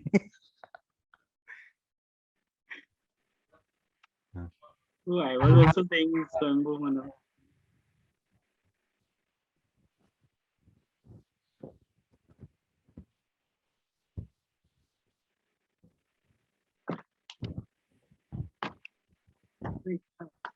Kardamuni's father is Brahmaji, okay. So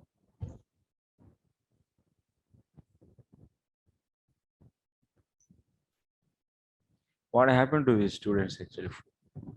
How many are absent? 4. Who else? How many are absent? क्या हो? निकालिए.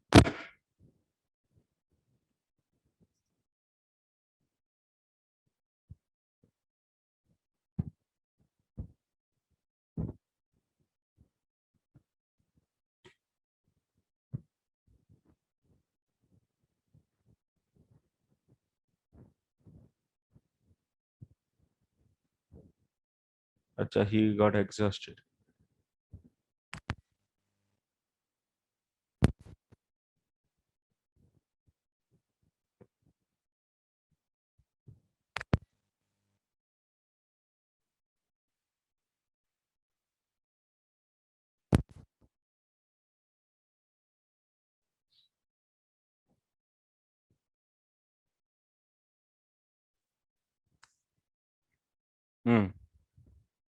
Okay, Kardam Muni's father, who is father? Brahmaji, okay. So, Kardam Muni, why he was doing the tapasya? In Bindu, दूर हो गया क्या? उसके पास में रखे. Forgetting marriage. अच्छा. They want a good wife. He wants. Okay, that's why he was doing the austerity. So then Lord appeared. Then after that, what happened?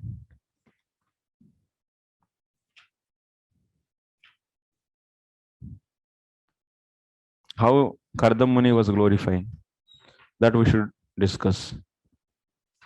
So this is the thing is explained in. I was asking a question on this. Explain the Kardam Muni prayers based upon the dialogue form. That means Siddhanta Paksha, Purva Paksha. That means here Siddhanta Paksha is the Kardam Muni and Purva Paksha is Lord. And both are discussing like as a dialogues.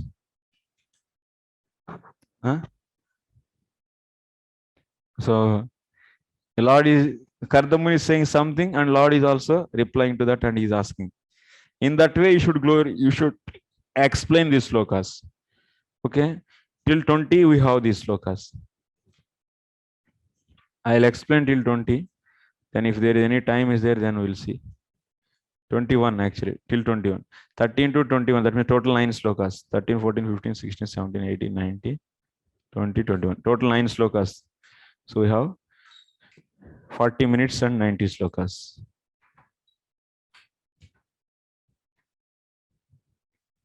Impossible. Extra 15 minutes, anyway it is there.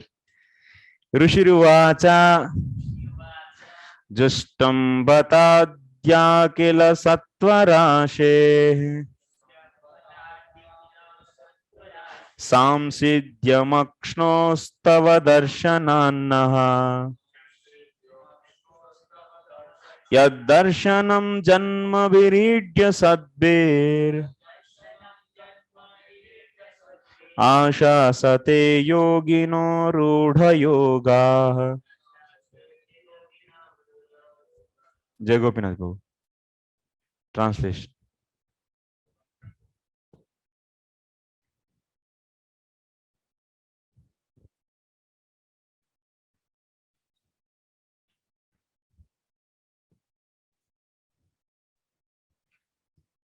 Hare Krishna. The great sage Kardama said, O Supreme Worshipful Lord, my power of sight is now fulfilled, having attained the greatest perfection of the sight of you, who are the reservoir of all existences. Through many successive births of deep meditation, advanced yogis aspire to see your transcendental form. Okay.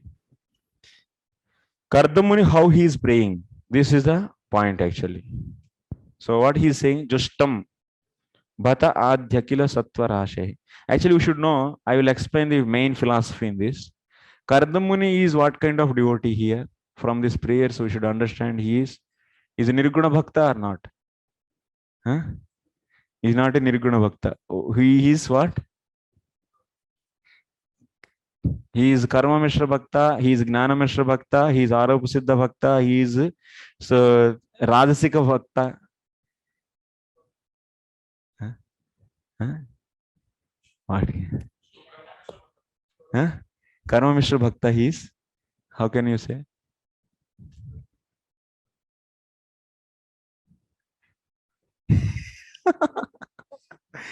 If anyone wants wife, then he is Karma Mishra Bhakta. Rajasika Bhakti.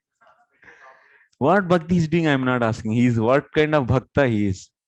From the overall view, you should say. That we are going to find from his prayers. What is our task now? We are going to establish Kardam Muni is Karma Mishra Bhakta. So that we are going to discuss in this. From these prayers, you should grasp that. So Karma Mishra Bhakta, what is the Swarupa of Karma Mishra Bhakta? How it is done? Karma Mishra Bhakti. Karma Mishra Bhakti, how it is done? Huh? Mishra Bhakti, Sangha Siddha Bhakti, what is that? Definition what I give? By Swarupa? By association, by Swarupa, it is not Bhakti. That means Karma Mishra Bhakti. So Karma is not Bhakti by Swarupa, but it is done in the association of the Bhakti. So that's why it is also known as Bhakti. So in the Karma Mishra Bhakti, what items we need? Karma also we need, and also Bhakti also we need. Then it is known as Karma Mishra Bhakti. So Karma Mishra Bhakti can be done. That means it is Sakaitava, Akaitava. That means Karma Mishra Bhakti can be done for the material results. Karma Mishra Bhakti can be done for the Bhakti, for the sake of, for the pleasing the Lord also it can be done. Yes or no? What is the problem? Huh? Okay, now we'll start our Vishwanath Chakravarti Thakur's commentary. From here onwards, we'll follow the Srila Vishwanath Chakravarti Thakur commentary and we'll try to make the dialogues. What Kardamuni will start, and then after that, so next, the Lord will be raising the objection on that, and Kardamuni is answering, Lord is objecting, answering, objecting, answering, like this. The whole flow should go. And you make this. Yes. Jai Gopinath Prabhu, tell me, Prabhu. Hare Krishna, my question is that even for Mishra Bhaktas, the Lord gives his darshan? Prabhu, your voice, okay. Can you even for Mishra Bhaktas, does the Lord gives his darshan? Yes, yes. Everything he explains, Prabhu. Even in the case of Mishra Bhakti also, why Lord gave the darshan, those things all we will discuss here. You see, even Mishra Bhakta can be done for the Sadhya as Nirguna Bhakti. You're understanding? That's why it is known as Akaitava Karma Mishra Bhakti. Akaitava, Sakaitava. Sakaitava means Dharma Projita Kaitavotra Paramo Nirmatsaranam Satam. Kaitava. Sakaitava means with cheating. With cheating means with having of material desires.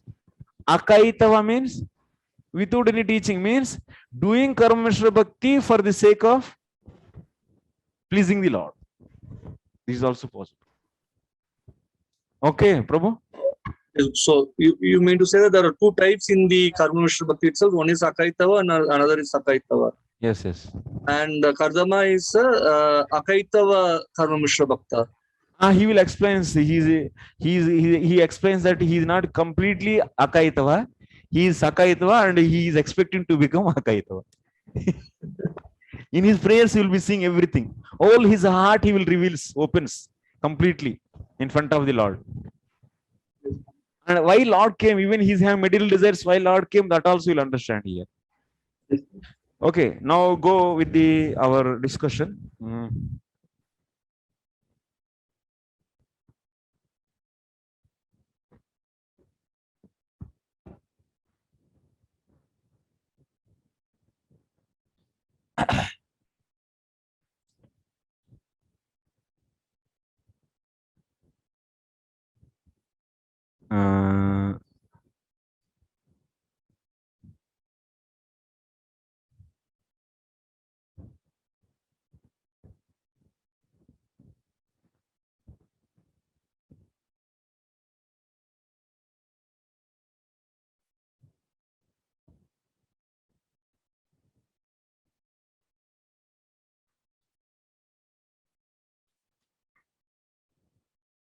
So in the 13th sloka, what is saying? Aho mahadbhagyasya prabhoho karunyasya cha paramakashta yad achireneva darshanam labdavan asmi ityaha. So Kardamuni is saying that, oh, it is expression actually. Vishwanath Chakravarti Thakur writes everything with feelings. So you should feel that feeling also. So Kardamuni prayed for Lord for the sake of getting a good wife. And all of that means after doing his austerity finally, so after that, his prayers, so Lord appeared finally by his, so sadhana, Lord appeared. And Kardamuni is feeling like this. So what a wonder, what a surprising thing, what a mercy of the Lord this is. So very soon actually he gave his darshan. So I am so fortunate. And after that he is saying like this, Justam Bata iti. In this sloka we are seeing the word Bata. Bata means astonishment. Kardamuni is expressing his astonishment. That means Lord appeared. And Lord appeared in front of my eyes. And these two eyes. Asmakam akshnoho samsiddhyam mam akshini adyaiva samyak siddhe safale jate. So he was not expecting actually Lord is appearing. But Lord appeared in front of his eyes and he is feeling that now my eyes became successful. Till now they are not successful. Now they became successful. Before that even I am able to see so many things, but those two eyes seeing many things, they were not successful. Now just by seeing the Lord's form, they became successful. And sarvaihi adrushtam ityartha. That means tacha samsiddhyam justam sevitam sarvair adrushtam ityartha. This is really a good fortune. So Aho dhanye te kardamasya akshini namastabhyam yabhyam harihi drushtah iti sarve toshyanti iti bhavaha. That means whoever is seeing those eyes, they are also getting so that means bliss. Because, oh, these two eyes of the Kardamuni have seen the form of the Lord. Okay, these two eyes have seen form of the Lord, and anyone sees those two eyes, their heart also is becoming pleased. So toshyanti iti bhavaha, that is the meaning. Tava kidrushasya. I'm not going with the word to word in this sloka because you are all making now the answer for the question actually. Okay, so you make the answer now, key, and you note the dialogues, what I am saying. Or otherwise, you take the Bhanu Maharaj translation and I am explaining and you just follow that, and then you will be getting dialogues also easily. You can separate from there also. So, because this chapter, whatever is remaining 2 days after class, I'm not going to teach actually. It is self-study. So that's why as much as possible, I can teach. If you want to sit more time, then I can teach more. If you don't want to sit, then you can do self-study. That's up to your choice. Saturday, I don't have time. Saturday. Okay. So, next. Kidrushasya akila sattvanam ati nikrushta sattvanam ityartha. So, rashehe rashi rupasya ityartha. Na etad anurupam maya sadhanam cha krutam ityaha yaditi. He idya. So sadbir uttamottama uttarottara sreshtaihi bahubhihi janmabhihi rudo yogaha yaihi tehi api ashaste eva natu labhyante. And Kardamuni also is saying about the Lord's form. You know, my dear Lord, this form is so beautiful, and you gave darshan of that form to me. And this kind of form is also desired by so many yogis. So to see this form, life after life, many lives actually, they want to see this form, but still they are not getting. Yogis, they try to see you. What is the yogis yogis main role? They are doing the yoga, yama, niyama, pranaya, asana, pranayam, pratyahar, so and so. Do you want to see Paramatma in their heart? They want to have the form of the Lord. They want to see the form of the Lord. For this, they are doing that yoga sadhana life after life, but still they are not getting. Without bhakti, yogis also they cannot see. So that's why here Kardamuni is saying that these yogis, they try life after life. They want to see you, but they cannot. And but in my case, you are so, that means I am so fortunate and you are so merciful to me and you give darshan.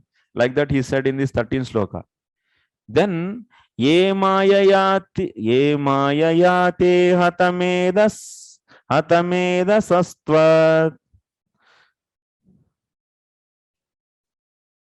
Padaravindam bhava sindhu potam upasate kamalavayate sham rasisha kaman nirayepi yesyuhu. Next, your lotus feet are the true vessel to take one across the ocean of mundane nescience.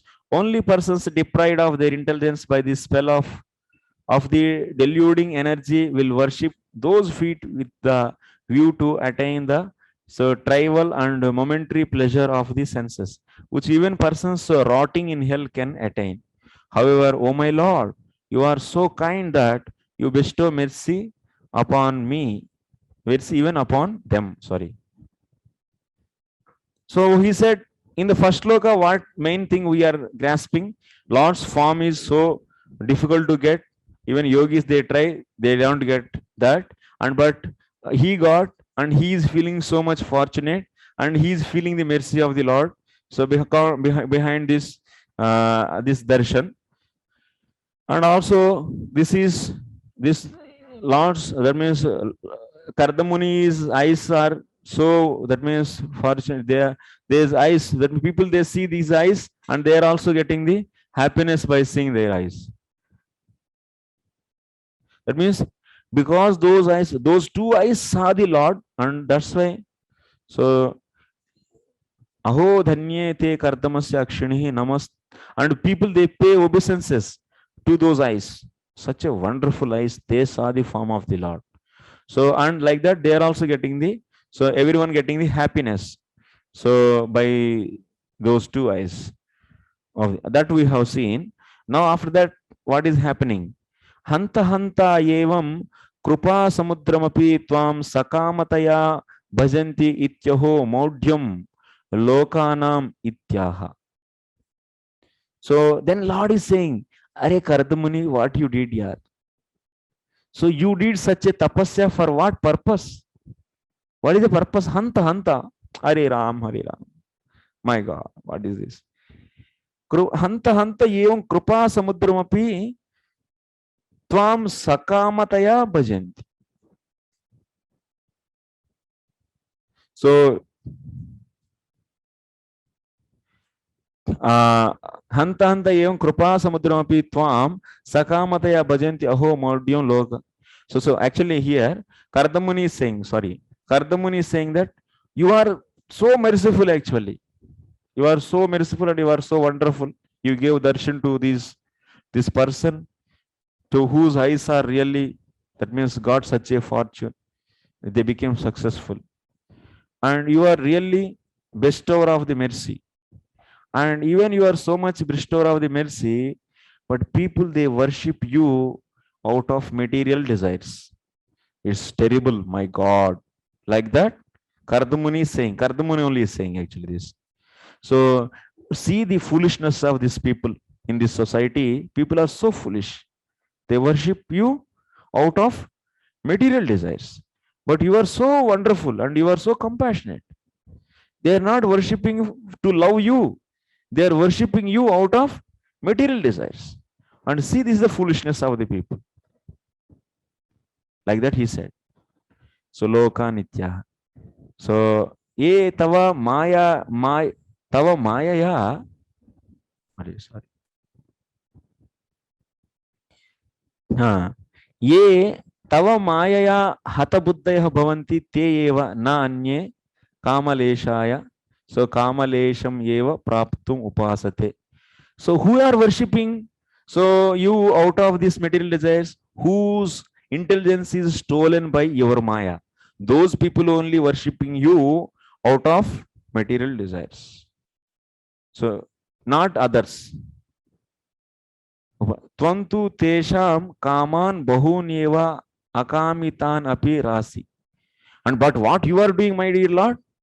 If they worship, you are also very excited, and even whatever they don't ask, even those also you give.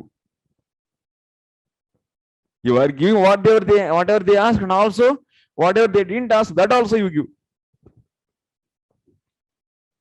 Anyatha bhakti sukha anabhignahate tad bhaktimapi tyaktum naiva.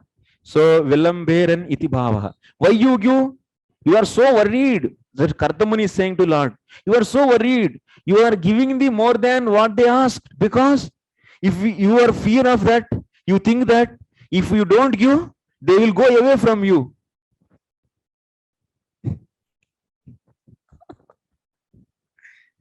Anyatha bhakti sukha anabhigna, because they don't know your love. They didn't taste your love. So that's why what you do. So tad bhaktim api tyaktum naiva vilamber. So if you don't give, then what will happen? They didn't taste the bhakti, and also Lord is not giving any boon. That means whatever they are asking, then they will immediately they are ready to leave this bhakti. So that's why they will never take any time also. Immediately they will leave bhakti. So that's why you are giving more than what they ask.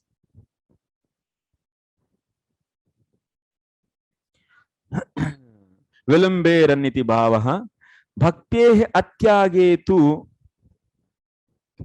kale tepi nishkamah eva bhaveyuhu ityashayena dadasi. And you have one more intention to give to fulfill their desires, because bhaktehe atyage. So now you give to them, they will not leave bhakti, and they keep on doing the bhakti. In the due course of the time, they will definitely become the nishkamaha. They will become the desireless. They will not have any material desires future. So it is said in the 5th canto, 18th chapter, sloka number 20. Or our 5th canto, 18th chapter.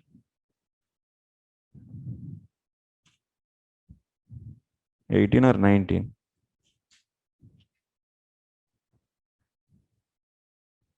Dishati.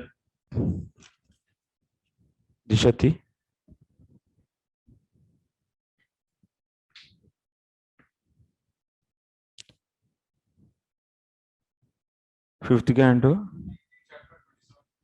Array 19th chapter. All the time I forget. 19, 20. Satyam dishati.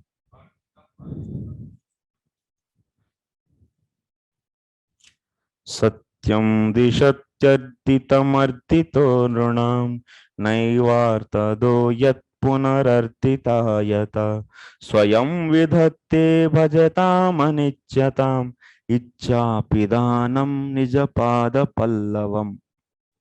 What Lord does?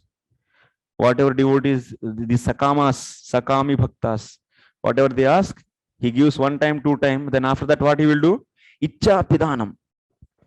One time, two time fulfilling, they will become they are excited actually. They will do even more strongly bhakti. Then Lord will stop their hankering for the material objects, and he will be giving the bhakti to them. So same thing is explained here with Vishwanath also.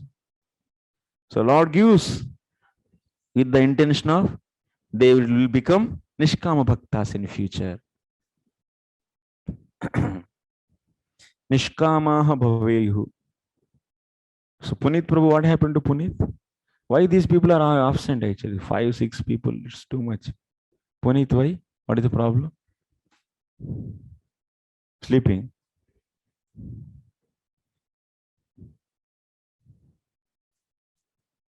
So irregular.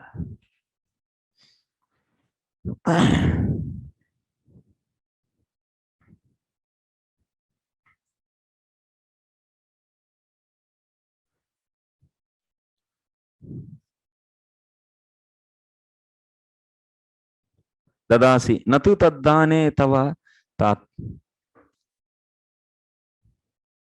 So that means Lord, why he is satisfying these is their material desires, just with the idea of, that means they should not go away from the bhakti and they should do continue bhakti, and so that they will become the nishkama bhaktas. That means out of the material desires. This is the goal of the Lord. It's not that the Lord is fulfilling their material desires, means Lord is making them to be entangled in this material world. Is it that is the intention? No, that is not the intention of the Lord. Here Kartamuni is clearly he clearly is clarifying to us, hey my dear Lord, you are not fulfilling material desires out of, that means to make your devotees to be entangled in this material world. That is not your intention. Write the question on this, 2 marks. What is the Lord's intention? So to fulfill material desires of his Sakama Bhaktas. Huh? Not can't. What is the Lord's intention behind fulfilling the desires of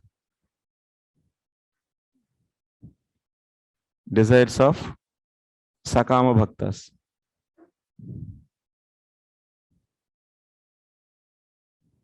Material desires. Desires means material desires. What is the Lord's intention in fulfilling the material desires of Sakama Bhaktas?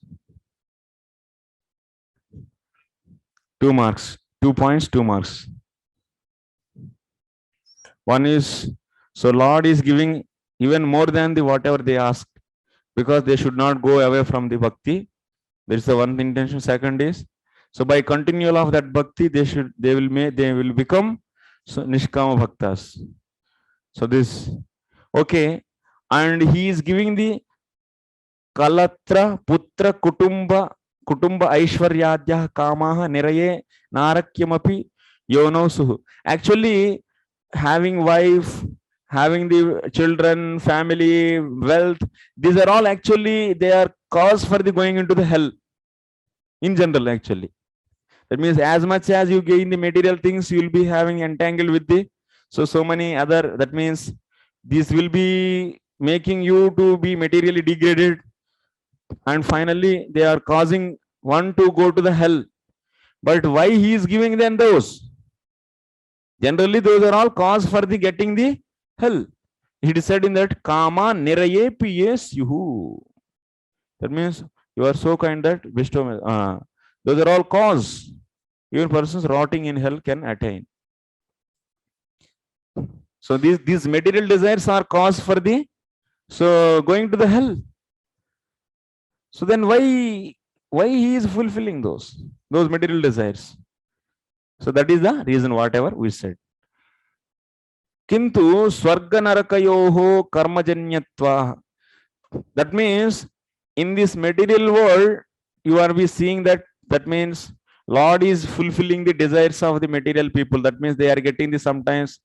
So materialistic people, they are doing bhakti and they are getting that fulfillment of those desires by the bhakti.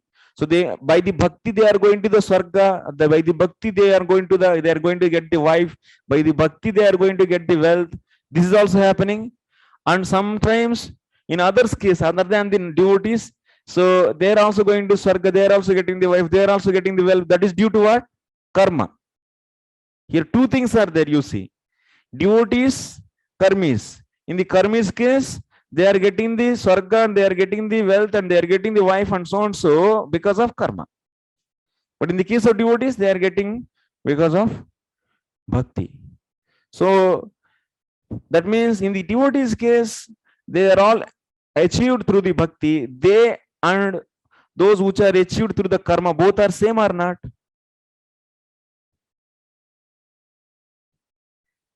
So here, are they both are same or not? Some are karmajanya, other are bhaktijanya. Bhaktijanya means by the bhakti, they did bhakti, but it's not directly coming from bhakti, but they did bhakti, but Lord gave those. But whatever are coming from the karma, they will make you to entangle to this material world.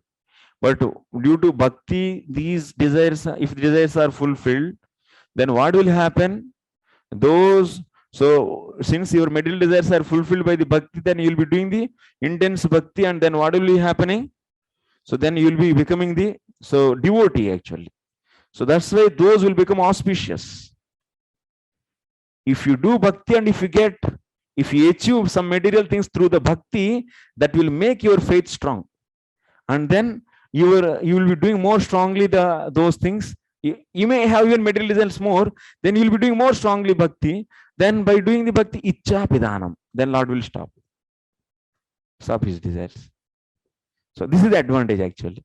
But if you want to try to achieve those by your hard work is worship,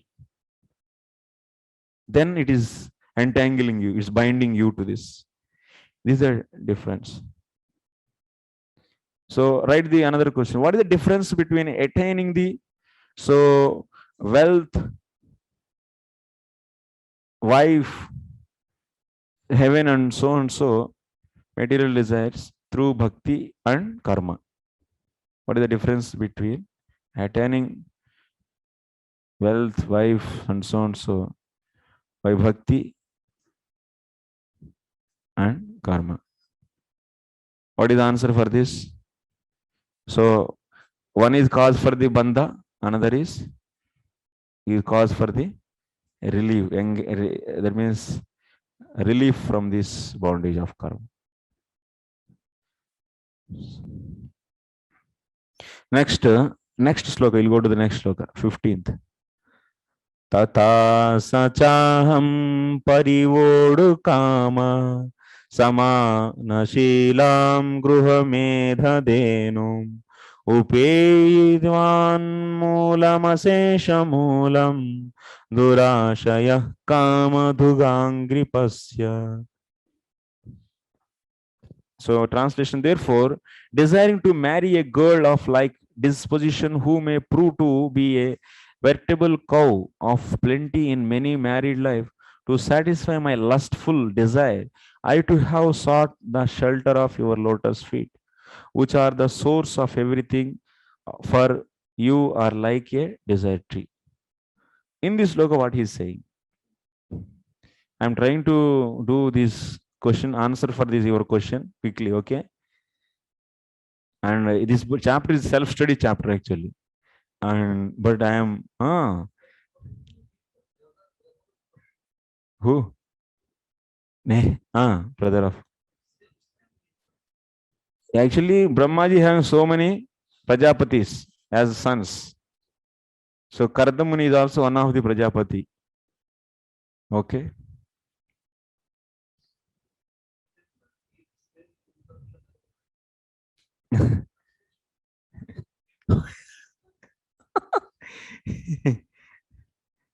Wife is best only, no bhai. Who said? Karishva, Marichi and this Kardama are the siblings.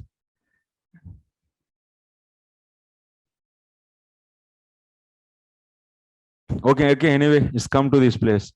So, okay, Kardamuni said like this, Yoham Swakaman Nindami Sacha Ahameva Sakameshu Mukhya Ityaha. If you are seeing what in the 14th sloka, what he is saying, Kardamuni is clearly saying that you are so compassionate, my dear Lord, but they are not worshipping you out of love, but they are worshipping you out of material desires. They are so bad. And you know, among those bad people, I am the topmost.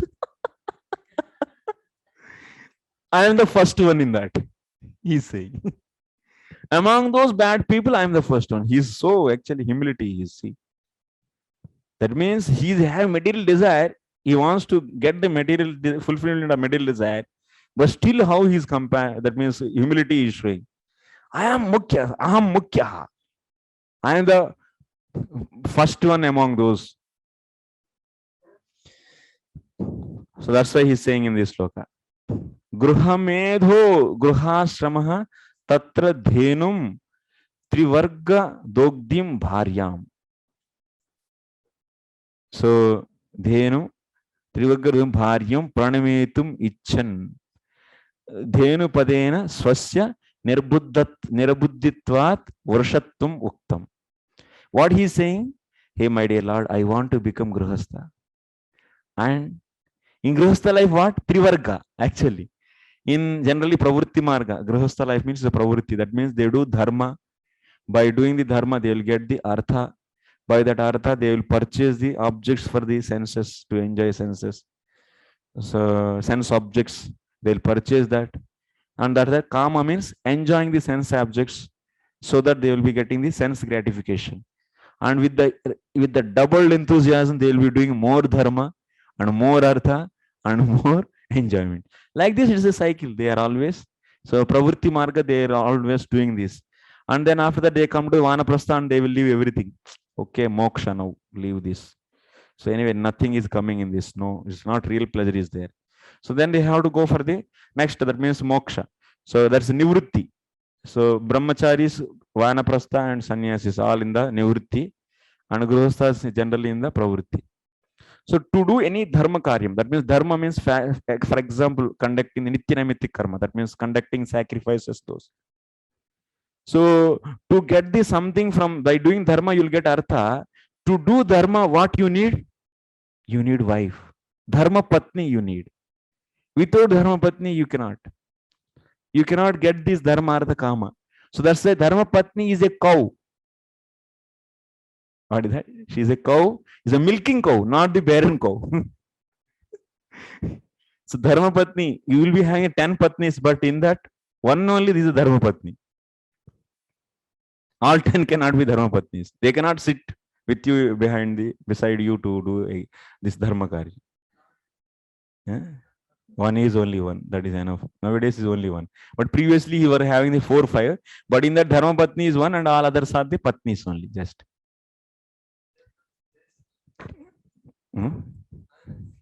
Time waste mat karo chalo.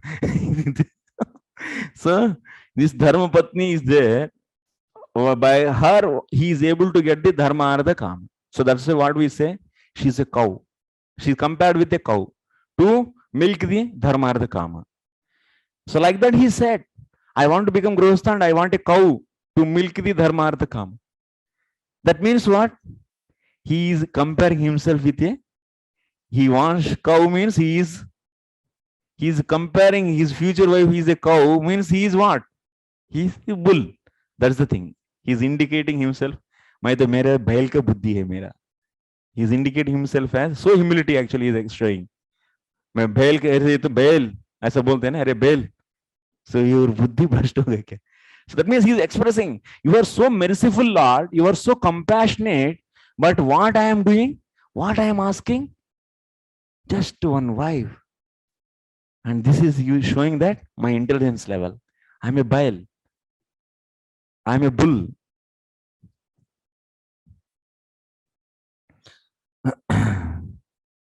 So vrushatvam muktam kincha sakameshwapi madhye aham durasha. That means even in the materialistic people, in the karmis, that means sakameshu bhaktas, that means so devotees out of material desires doing devotion. Among them, I am too much degraded actually. Durashaya. That means my heart is more contaminated. Durabhiprayatvad. Durabhiprayatvad. Ati, that means I have very bad desire, cheap desire. So, Ati nirbuddhir ityartha. Yataha. So that means my intelligence is low class intelligence. Yataha parivodu kamam eva. That means just to get a wife, to get married, I am worshipping this lotus feet. And this lotus feet is shelter for all the kinds of the pleasure. Devotees, they are always so roaming around this lotus feet. And what I am doing? And such a auspicious and such a so magnanimous your lotus feet this is.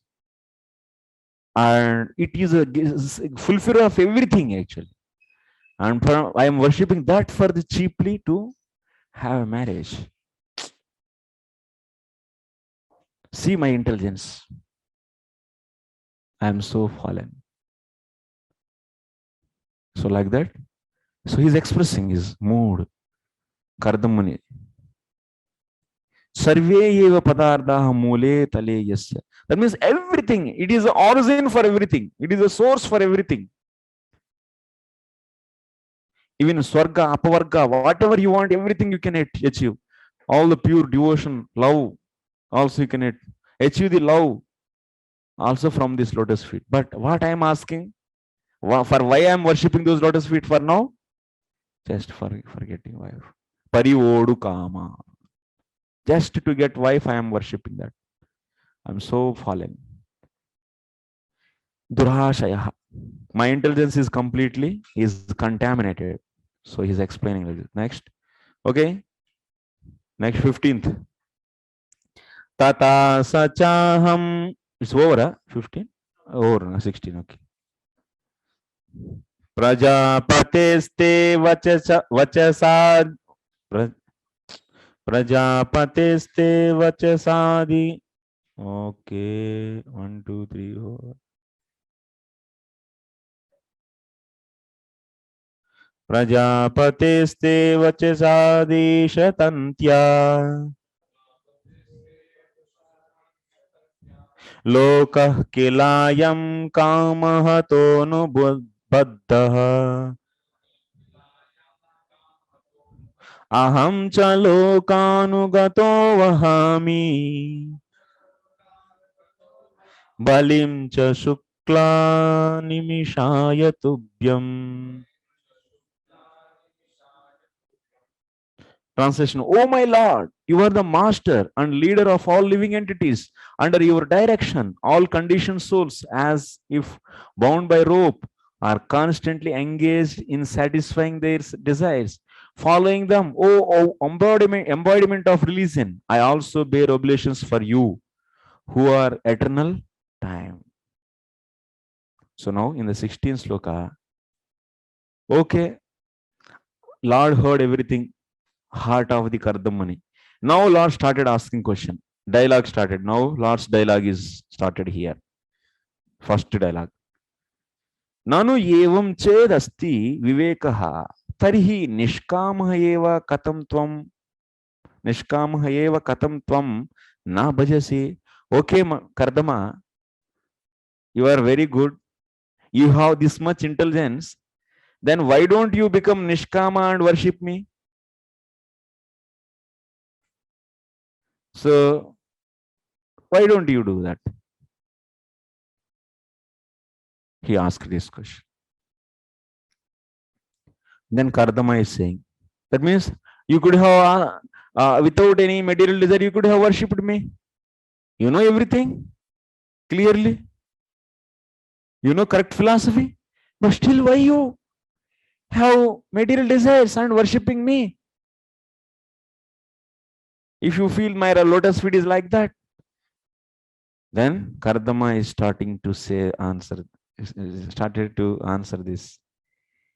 What he's saying, Prajapatehe Brahmanaha Tava Tvadiyasya Prajaha Sruja iti Vachasa Tantya. You know, my dear Lord, my father Brahmaji told to me, Prajaha Srushta. What my father told to me? After giving birth to me, my father told to me, hey Kardam, you go and produce children.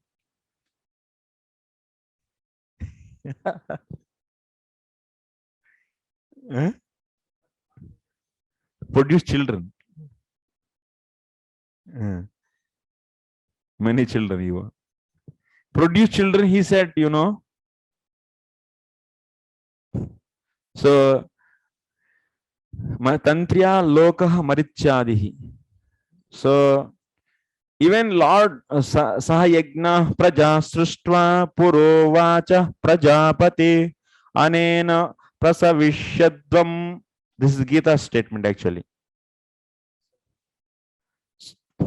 Oh, that means Prajapati means Brahmaji is creating the sacrifices and also creating the people, and those people are performing the yajna, and by that they are getting the whatever they want. So in the Bhagavad Gita also, here Kardamuni is saying, even in Bhagavad Gita also you said same thing. So Brahmaji is going to create the yajnas and his people, his generation after generations, and they are all performing the yajna, and like that they will become happy. So creating the people, that is also your desire also, ultimately.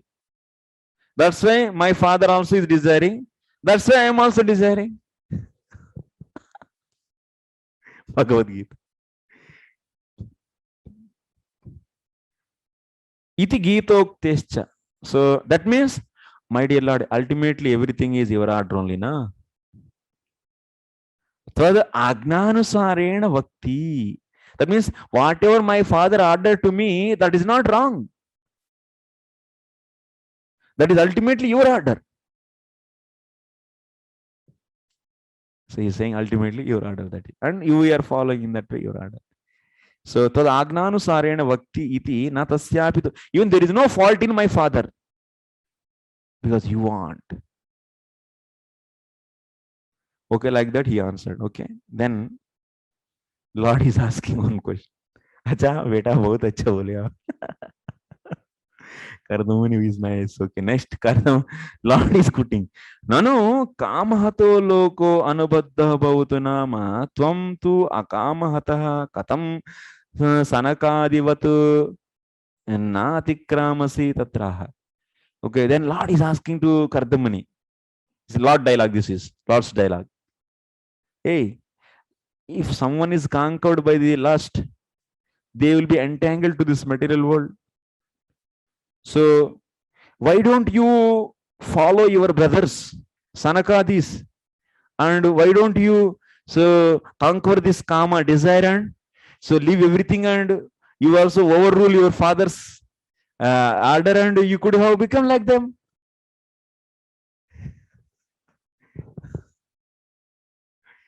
Why you didn't become like them? He's asking. Yes. Then Kardamuni is saying, Ahamcha lokanugataha tadanugami buddhihi natu naradadi sadrusha bhavatu samardha ityartha. So my dear Lord, I have no that much capacity, you know. I am the follower of this society. How the society is doing, I am also following them. And I am not like Narada, and I don't have capacity like Narada and others. They are great souls, but I am not like that. What should I do? So, bhavitum samardha ityartha. Then ataha tantriya baddaha vrushaha iva balim vahami.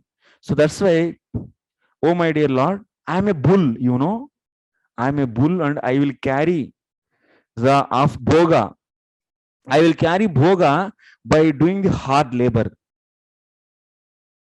I will work hard, I will do karma, and I will produce bhoga, and I will offer to you. I am not like in the stage of Narada. That means Nirguna Bhakti I cannot do. 24 hours unmotivated and uninterrupted devotional service. That's not possible by me. And let me do karma mayim. That means I will carry your order in the form of karma, not in the form of devotion. I will do karma, and I will produce the bhoga for you, right? I will offer that to you. In this way, I will fulfill your orders. In this way, I will behave, I will proceed. Tadartameva ekam bharyam ichchami. For this reason, I need one wife, please. Only one wife. I don't want many also. Only one.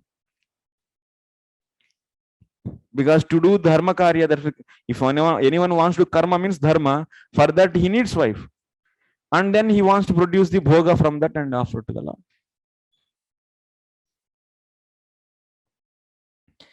Chakarat tad bhaktischa karomi. That means I will do bhakti also, and I will do karma and offer that to you. So that's why what kind of Bhakta Kardamuni. Kardamuni is Karma Mishra Bhakta. He wants to do karma and also he wants to do bhakti. Offer that karma. So, like how in the Kapila Bhagavan is saying, Swakarma Krut. That sloka, na Prabhu? What is that sloka in the 29th chapter? So, Kanishta Bhakta. He has to do his karma and also he will be doing the worship of the Lord, deity worship.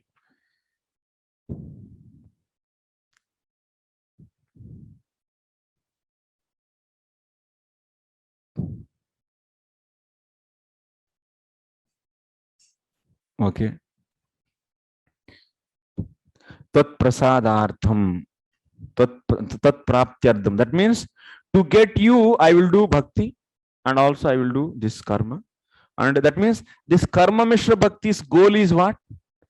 Nirguna bhakti. Okay. That means karma mishra bhakti can be done just for the sake of material desires also. Then that is known as Sakaitava karma mishra bhakti. Karma mishra bhakti can be done for the sake of getting the pure devotional service. Then that is Akaitava karma mishra bhakti. This will be seen in the later sections. Hey Shukla. Hey Shukla. That means he is addressing. That means Animishaya Kala Rupam Tvam Prasadayitum Ityartha. That means, oh my dear, you are in the form of time. So, Tvam Prasadayitum Ityartha. So, you may give her to me. You may give that. Tvam means you may give her. Tvam.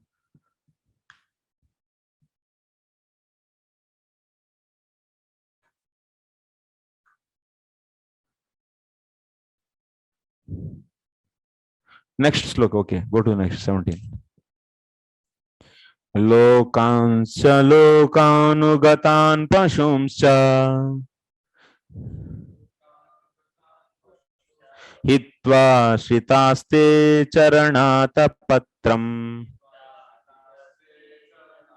parasparam tvad sedu Piyusha niryapita deha dharma. Translation. However, persons who have given up stereotyped worldly affairs and beastly followers of these affairs, and who have taken shelter of the umbrella of your lotus feet by drinking the intoxicating nectar of your qualities and activities in discussion with one another, can be freed from the primary necessities of the material body. But you see, in the dialogues we will understand this. What next Kardamuni is saying? Okay, and then last Lord is saying now. Okay, he asked finally wife. Then after that Lord is saying. And in the last sloka, what you are seeing, these materialistic people, they are, so in the last slokas we are saying materialistic people, they are leaving the, that means they are not seeing the mercy of the Lord, and out of love they are not worshipping him, but for the material benefits only. These materialistic people, they are worshipping the Lord out of the material desires. Okay, this we discussed already. So now Lord is putting a question to him. Nanu lokaha pitradayaha tada agnanuvartinaha putra bratradayascha lokataha dharmatascha yashashvinaha sukinascha drishyante kim iti tan sakamatvad nindasi pitradin dukhayatam nishkama bhaktanam nishparigrahanam kim sukam kim va yashaha yataha tan abhinandasi iti tatraha dvabhyam. Lord is asking one big question actually. Are Kardam, what you are asking, what you are telling, I am not able to understand. You are blaming these materialistic people. Why you are blaming? What is wrong with them? They are having the, so nicely, that means your father, lokaha pitradaya, your father and your others, tada agnanuvartinaha. So they are all following the my orders, and they are also getting the wife, they are getting the children, they are getting the brothers, and they are doing the dharma. By doing the dharma, they are getting a lot of fame, they are getting a lot of pleasure, and they are so happy. These grihasthas are, one way he is saying that grihasthas are so happy. They are doing dharma, and after they are giving the charity so much, and by that they are getting so much name, and they are opulently living, and they are getting the happiness. And you are, Kardamuni, why you are blaming these Sakama devotees are not good? And on the contrary, if you see, and you are blaming them, and you are saying that, so they are maudya, that means they are foolish. You are saying, why you are saying those are foolish? And pitradin dukyatam, that means, but Sanakadis and what they are doing, they gave the simply grief to their parents, and they left it. That means they, first of all, they gave the lamentation, so much grief to their parents, their cause for the pain for their parents, and on top of that, being a Nishkama Bhakta, they don't have any name, they don't have anything to do charity. There is no need of that. There is no fame, name, all the time going and begging. And what kind of enjoyment they are getting, and what kind of name they are getting. And but Kardamani, why you are glorifying them?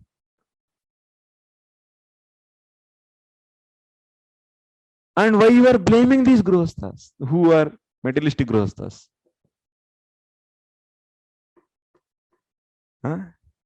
This question, even in our houses, parents also, they say, before being a brahmachari, they say that why you are going, why you are leaving your job, you are getting so much money, so you earn money and you give that money to charity, many people, and you do so many good activities in the society, you will get a lot of people will be, because of you, they will become happy, you will also happy, we will be happy, and you will get a lot of name.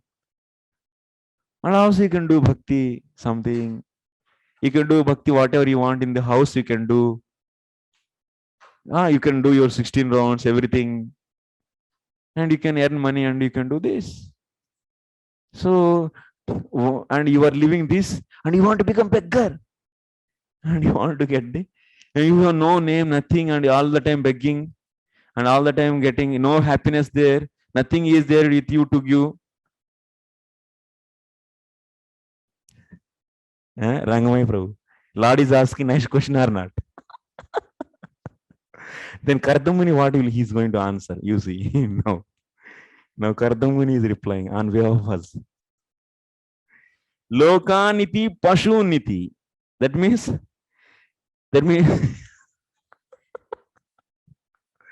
my God, is that means whoever is working for the dharma or the kama, they are what? They are animals. Sorry. Lokaniti Pashun. Tesham Pasutvat. They are animals. So who are working for the material, so pleasure. That means for the doing dharma and earning the money and giving the charity, donations, this, that. They are all pashus. They are animals. Tesham pashutva tatyage doshaha nasti iti bhavaha.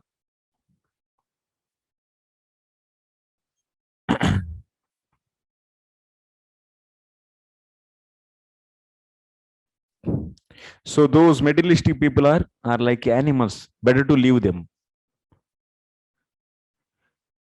Yadva lokan nyayamimamsadi shastra vignan tadanugatan tadu upadesha vakyeshu vishvatah shastrana vignan tesham ubhesham api pasutvam.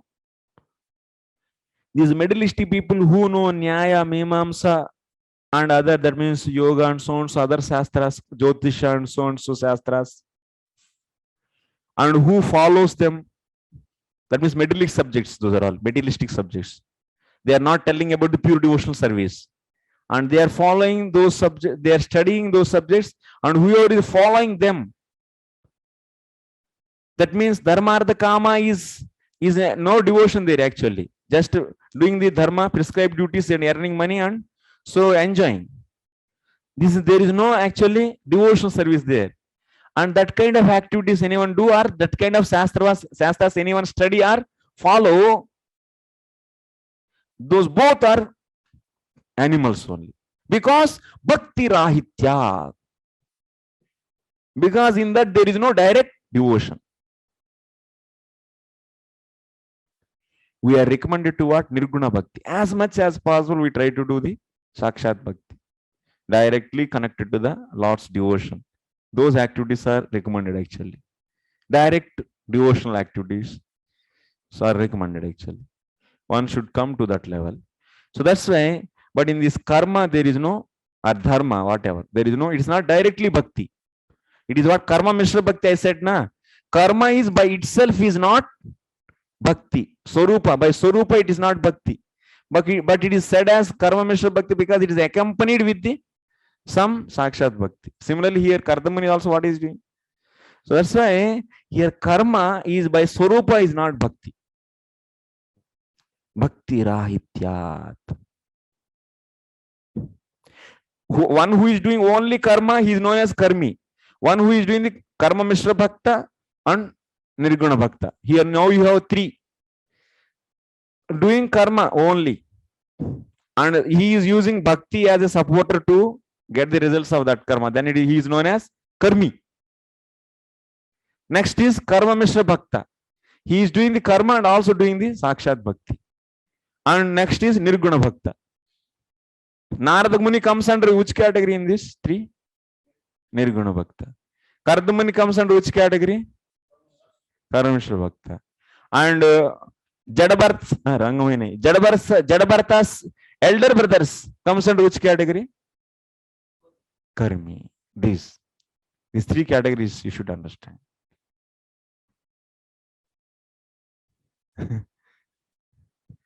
Jai Gopinath.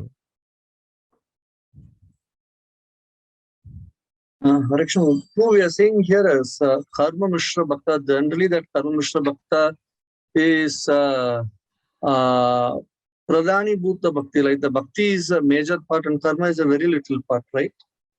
When we generally make the statement. Prabhu, your voice is blurry. Now it is okay, Prabhu. But we have our system is problem. No. Is that okay now? One second, bro. Akshay, can you speak? We'll check others and whether. हरे कृष्ण प्रभु वो उनका आवाज मेरे पास सही आ रहा है Huh? उनका He's आवाज saying he is getting correct. so your system has some problem he will not be able to understand our voice Huh? My voice also is not clear. your voice is clear to us Oh, for you also, his voice is not clear. no, his voice is clear to me Okay. his voice is clear to me Huh? Yeah. Our place is problem actually. Also, can anyone explain what Prabhu you are saying? Can you repeat? Jai Gopinath. Shall I repeat, Prabhu? Yeah. Now it is okay. Hamara hero. Okay. Yes, Prabhu. Yes, Prabhu. I was asking the question. Generally, when we make the statement karma mishra bhakti, that means bhakti is pradhani and karma is a little part of it. Yeah. So here Kardama is doing bhakti as the major part.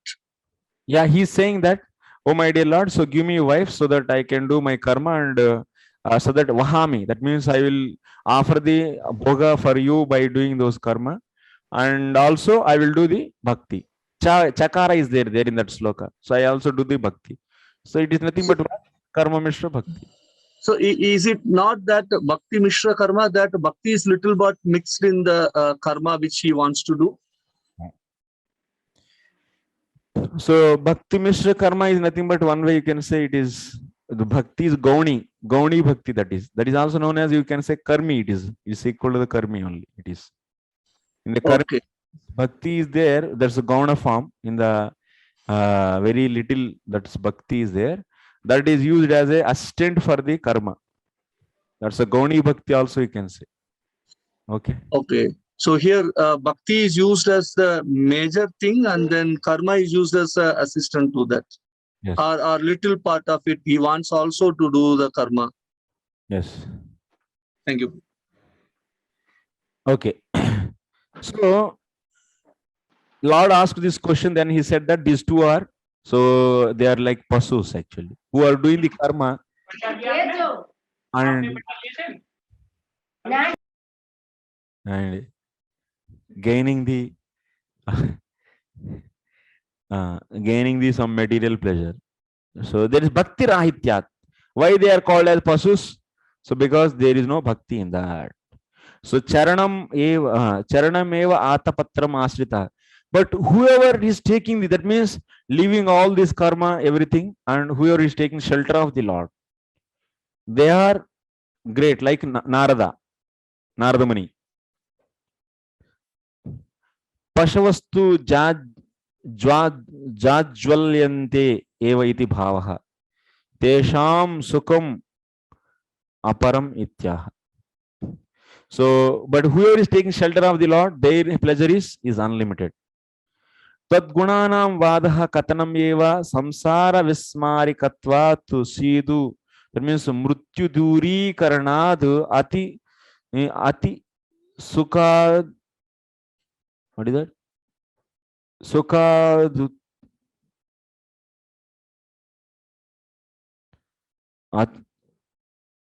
ati swadutvat. Sorry. Ati swadutvat piyushun teneva tatpanena niryapito deha dharma.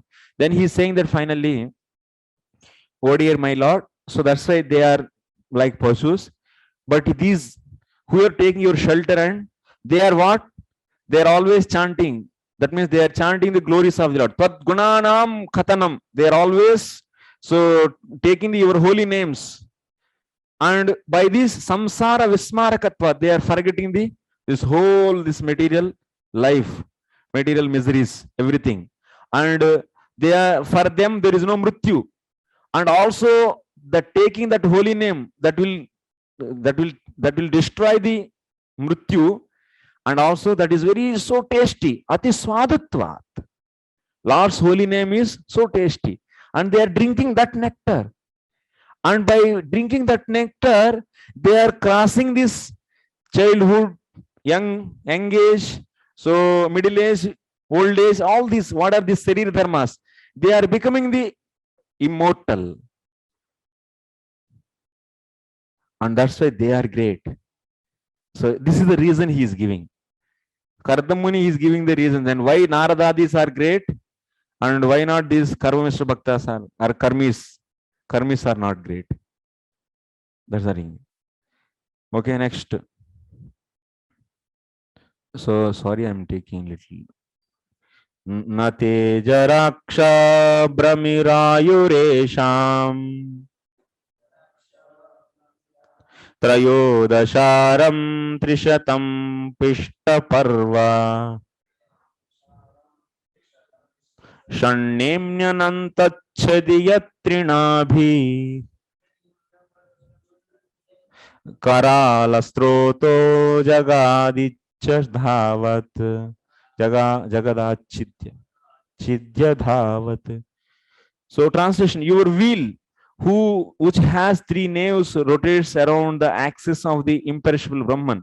It has 14 spokes, 360 joints, 6 rims, and numberless leaves carved upon it. Though its revolution cuts short the lifespan of entire creation, this wheel of tremendous velocity cannot touch the lifespan of the devotees of the Lord.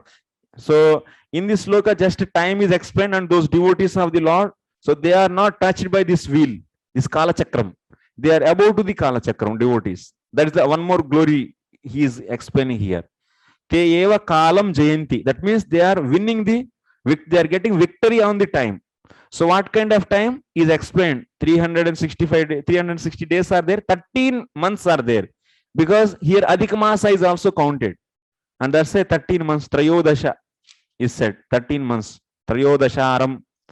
Okay, this is the thing In this, nothing is there to discuss much. Just Kala Chakram is explained there. That means whatever punya and papa, yannabi Kala Chakram jagadachidya samhrutya davadapi esha tad bhaktanam ayur bhaktanam ayur achidya dhavan bhavati ityanoya katam bhutam ajaram brahma. Okay. These devotees are beyond this Kala Chakra. So that is said. Okay. Parvani, Rutavaha, Patrani, and okay. Etaihi Vishesheneva, Samvatsaratma Kala. Okay. That is so, time is explained. Next sloka. Ekasvayam samjagatasya srukshaya dvitiyayatmanadhi yoga mayaya सृजस्यदः पांसि पुनर्ग्रसिष्यसे यतोर्ननाभिर्भगवन् स्वशक्तिभिः. So, my dear Lord, you alone create the universe. O personality of Godhead, desiring to create these universes, you create them, maintain them, and again wind them up by your own energies, which are under the control of your second energy, called Yogamaya, just as a spider creates a cobweb by its own energy and again winds it up. Okay, now Lord is asking question. So, Nanu evam nishkama bhaktan eva dhanyan brushe atacha nishkamo bhavitum na saknoshi. Finally, what Kardama said? Nishkama bhaktas are very, that means are great, he said. Okay, then Lord is asking, why don't you become nishkama bhakta? So what is the problem to you?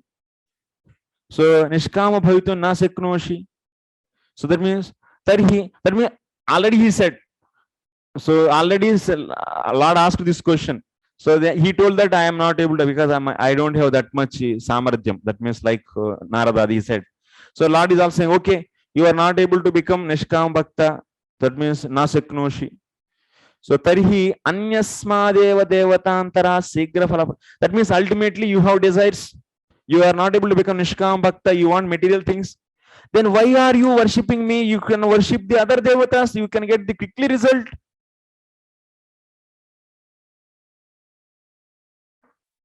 Lord is asking this question. Are so Kardam, I understood your position. You cannot become the nishkama bhakta. No problem. But you want material things, na? Then devatantram sigra phalapradat katam sakamam na sadayasi tatra. Why don't you go to approach the other demigods and so that you can get the results very quickly? Then Kardamuni is saying, my dear Lord, that's true. We can get material results very clearly, very easily and quickly from them. But tvam vina jagati asmin anyam kamapi na pashyami. But my dear Lord, you know, then answer, he is starting answer. With other than you, I am not seeing anything in this world. Huh? Kardamuni is saying that other than you, I am not seeing anyone else. I am seeing only you. I am not seeing anyone else. How? Then he is explaining in this sloka. That means for Kardamuni only one is visible actually.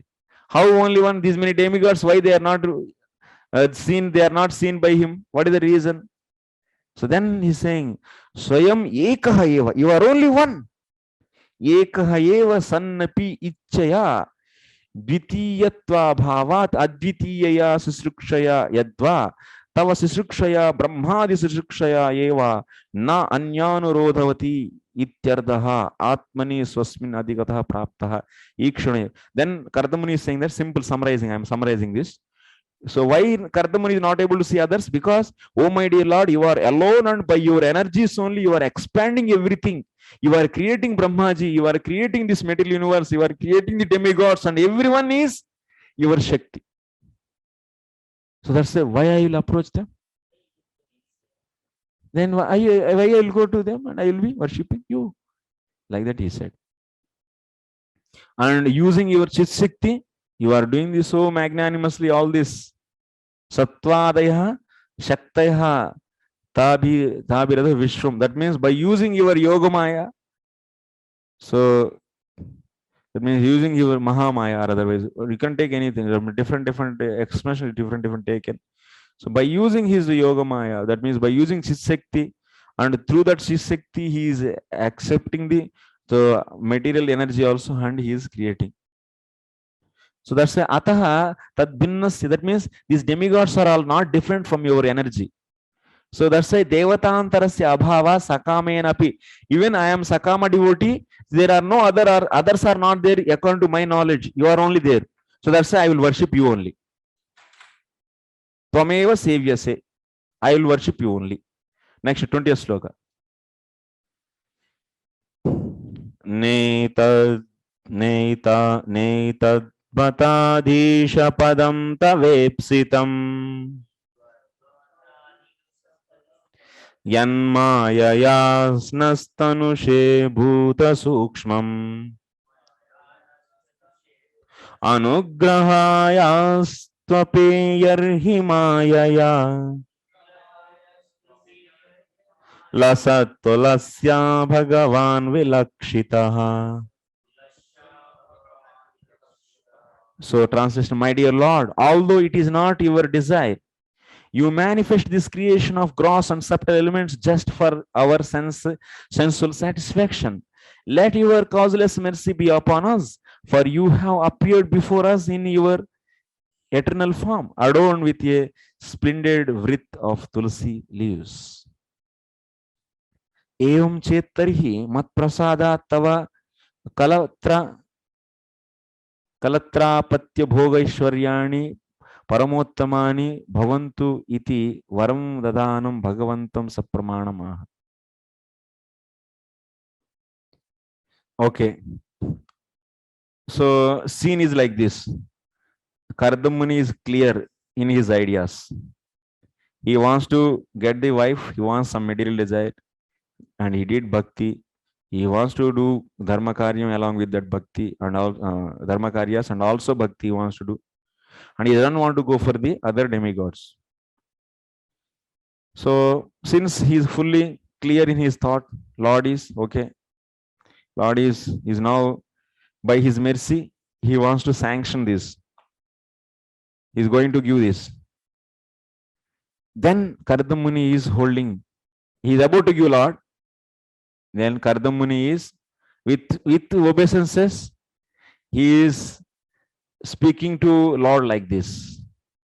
Hey Dhisha, oh my dear Lord, etat padam mat kamyamanam vastu tava swabhakta matra hitakarinah datum ipsitam nabhavati.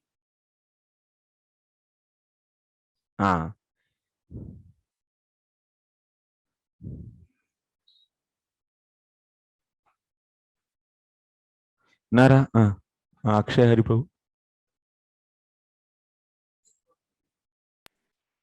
Oh, I was asking that Kardama Muni already said that the material desire fulfilled by you doesn't cause bondage, or rather free, but the material desire fulfilled by other ways cause bondage.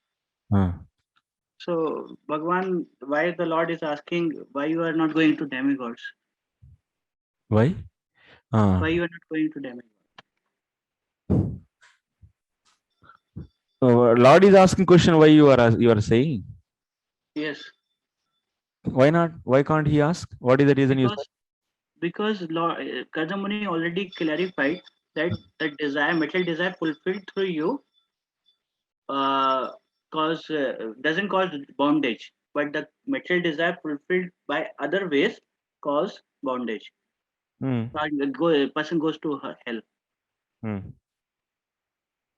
Okay, but the Lord can ask to test him. Okay. To check his firmness in his knowledge, he can ask. Okay. Yes. So now next, you see, hey Adisha, etat padam mat kamyamanam vastu tava swabhakta matra hitakarinah. So then Kardama Muni is saying,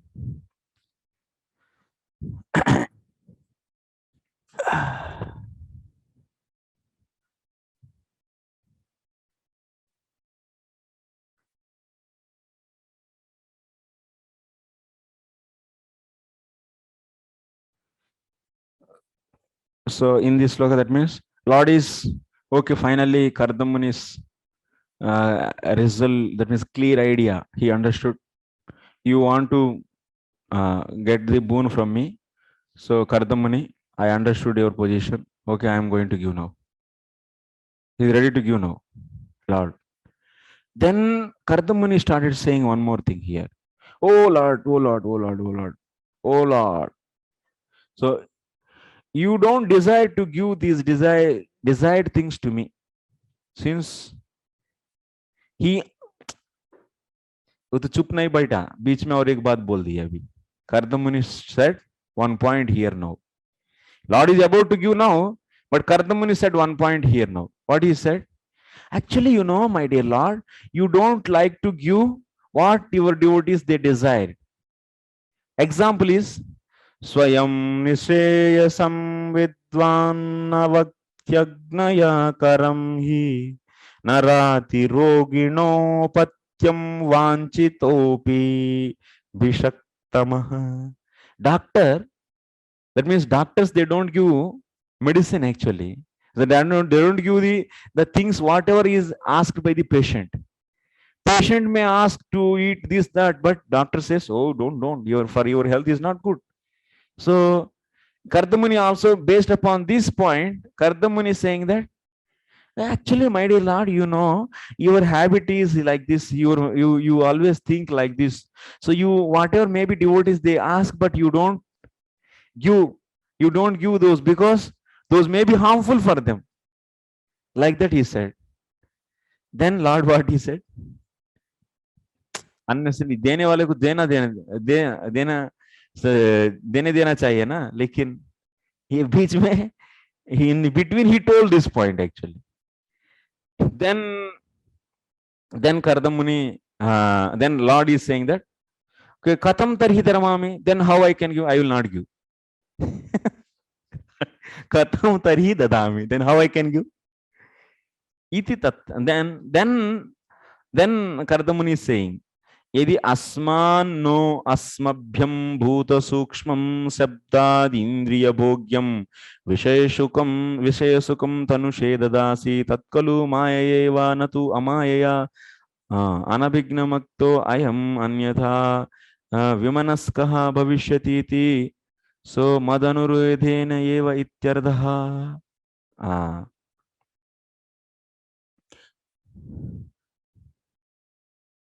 Then he said that. Then Kardamuni is saying that if you give material pleasure to us, that is because of your Maya. Because of your Maya. So the ignorant people, the ignorant devotee will otherwise be disappointed. So then Kardamuni is saying that no. So you should give because otherwise foolish devotee will be disappointed.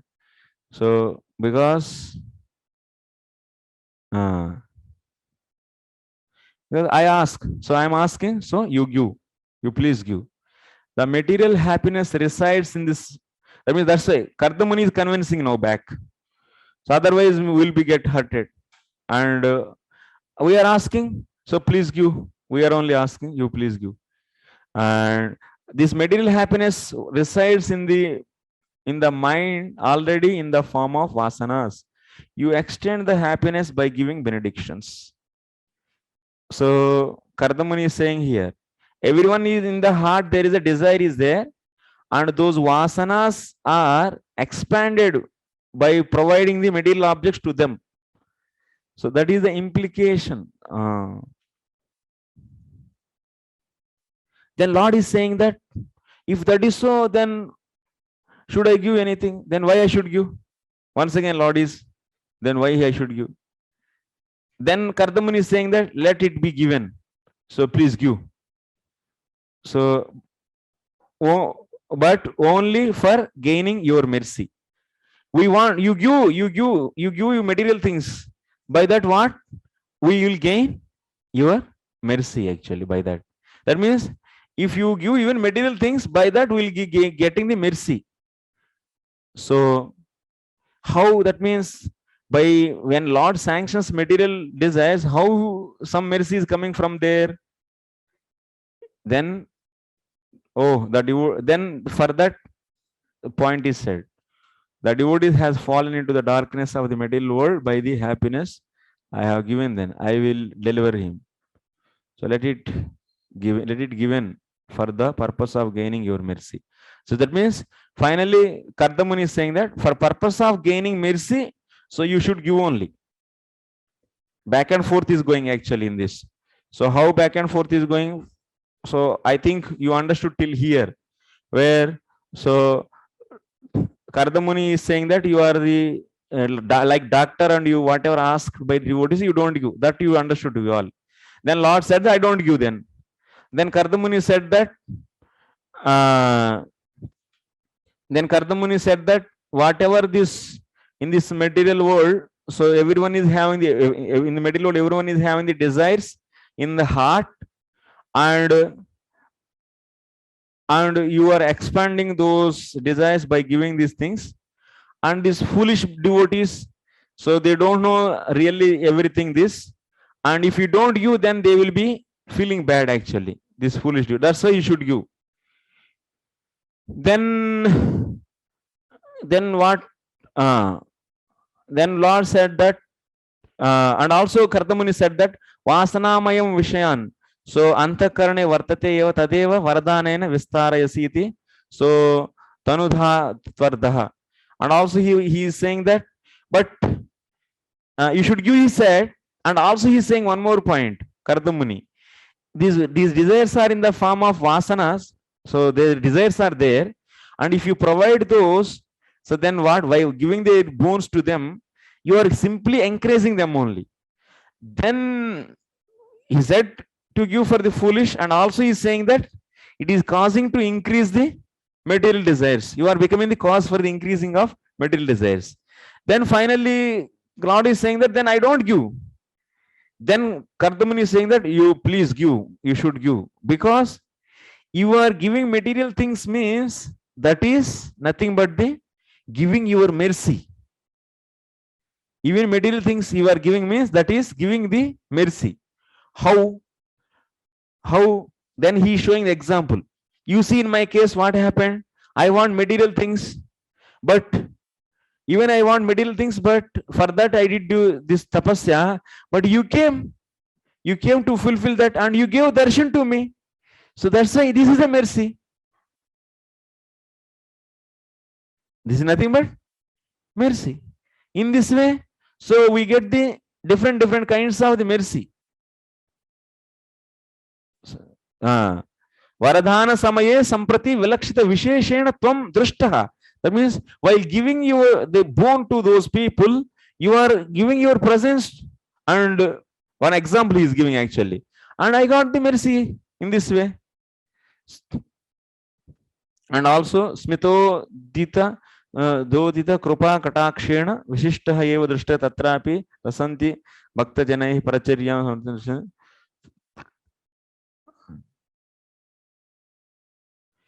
Bhakta parichari charani tumeva tanoha amayikatve lingam amayika tanu darshana pradhanameva krupam lingam bhagavan ityapi atra pataha. So that means now he is saying, Kardamuni, so this is one of the example. So to give those material things, you are coming. So that means while providing the Lord anything to you also, material things, so through that there is a chance of the having some mercy of the Lord also along with that. And just getting the material things from the Lord is also of the one kind of getting the mercy. That is the point. So simply now what is happening? You are asking and he is giving that. So when he is providing that, you are simply getting only that material object. Not only that, since Lord is giving and you are getting the some kind of so feeling for him. Yeah, na? So this is the actually mercy actually. That is the point he said here. Okay, last question, last thing, and anyway all So standardly you are there means, and I'll finish this. Tam tvanubhutyoparati kriyartham swamaya vartita lokatantram namamya bhikshnam namaniya pada sarojamalpiyasi kama varsham. So finally, I continuously offer my respectful obeisances unto your lotus feet of it is worthy to take shelter because you shower all benedictions on the insignificant. To give all living entities detachment from fruitive activity by realizing you have expanded these material worlds by your own energy. The final thing, 21st, is nothing actually, simple. Just obeisances in this.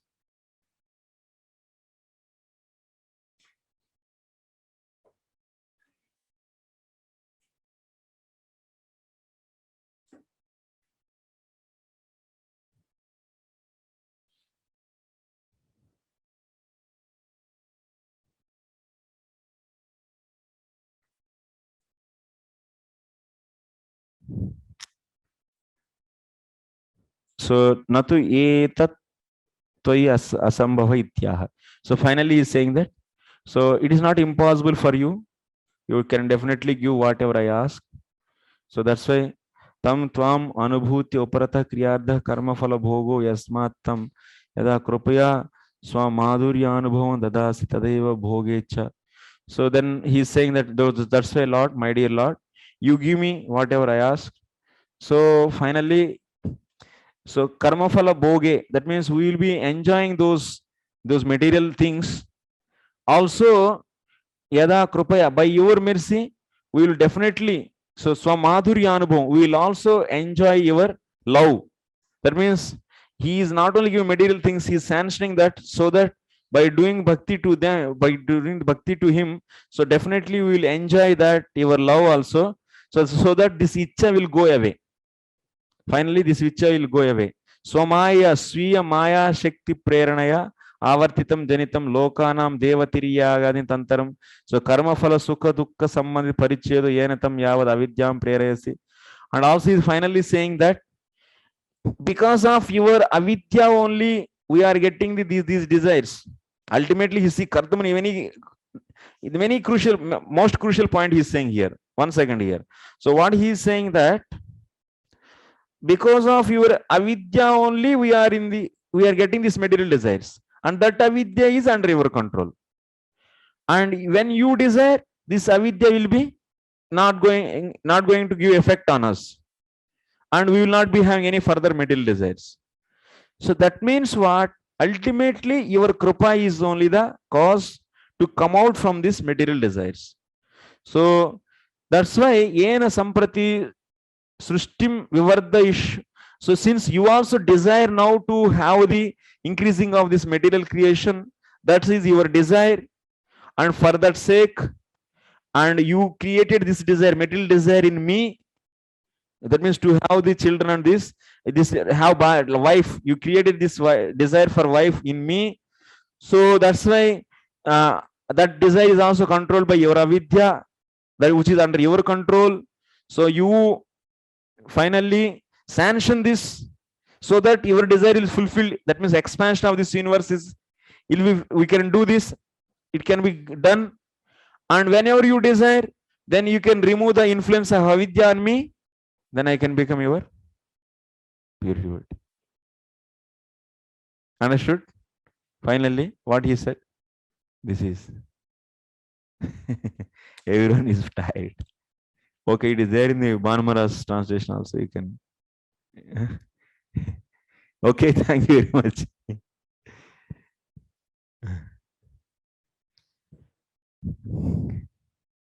Huh?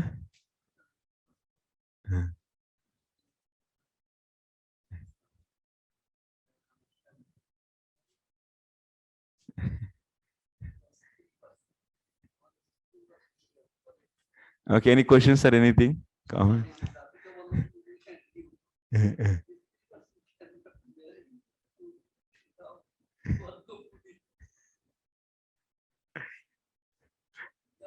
So many hours.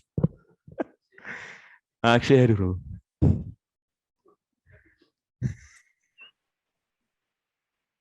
When Dhruv Maharaj got the darshan of the Lord, he also had a material desire. At this time, that time also similar type of conversation had happened, is it? In the case of Dhruv Maharaj. Yeah. Because somewhere I was hearing if Lord will not give the people. In the case of Privar, he was saying that I don't want to marry. Privar, Okay. yeah. In the fifth canto starting it. That for Dhruv Maharaj, he had a material desire. And Lord said, if I will not fulfill your desire, people will say that I have brainwashed child and he came to me and I didn't fulfill his desire. Okay, बाद में चर्चा करेंगे. चलो. Okay, thank you. Hare Krishna. Thank you very much. Srila Prabhupada ki jai.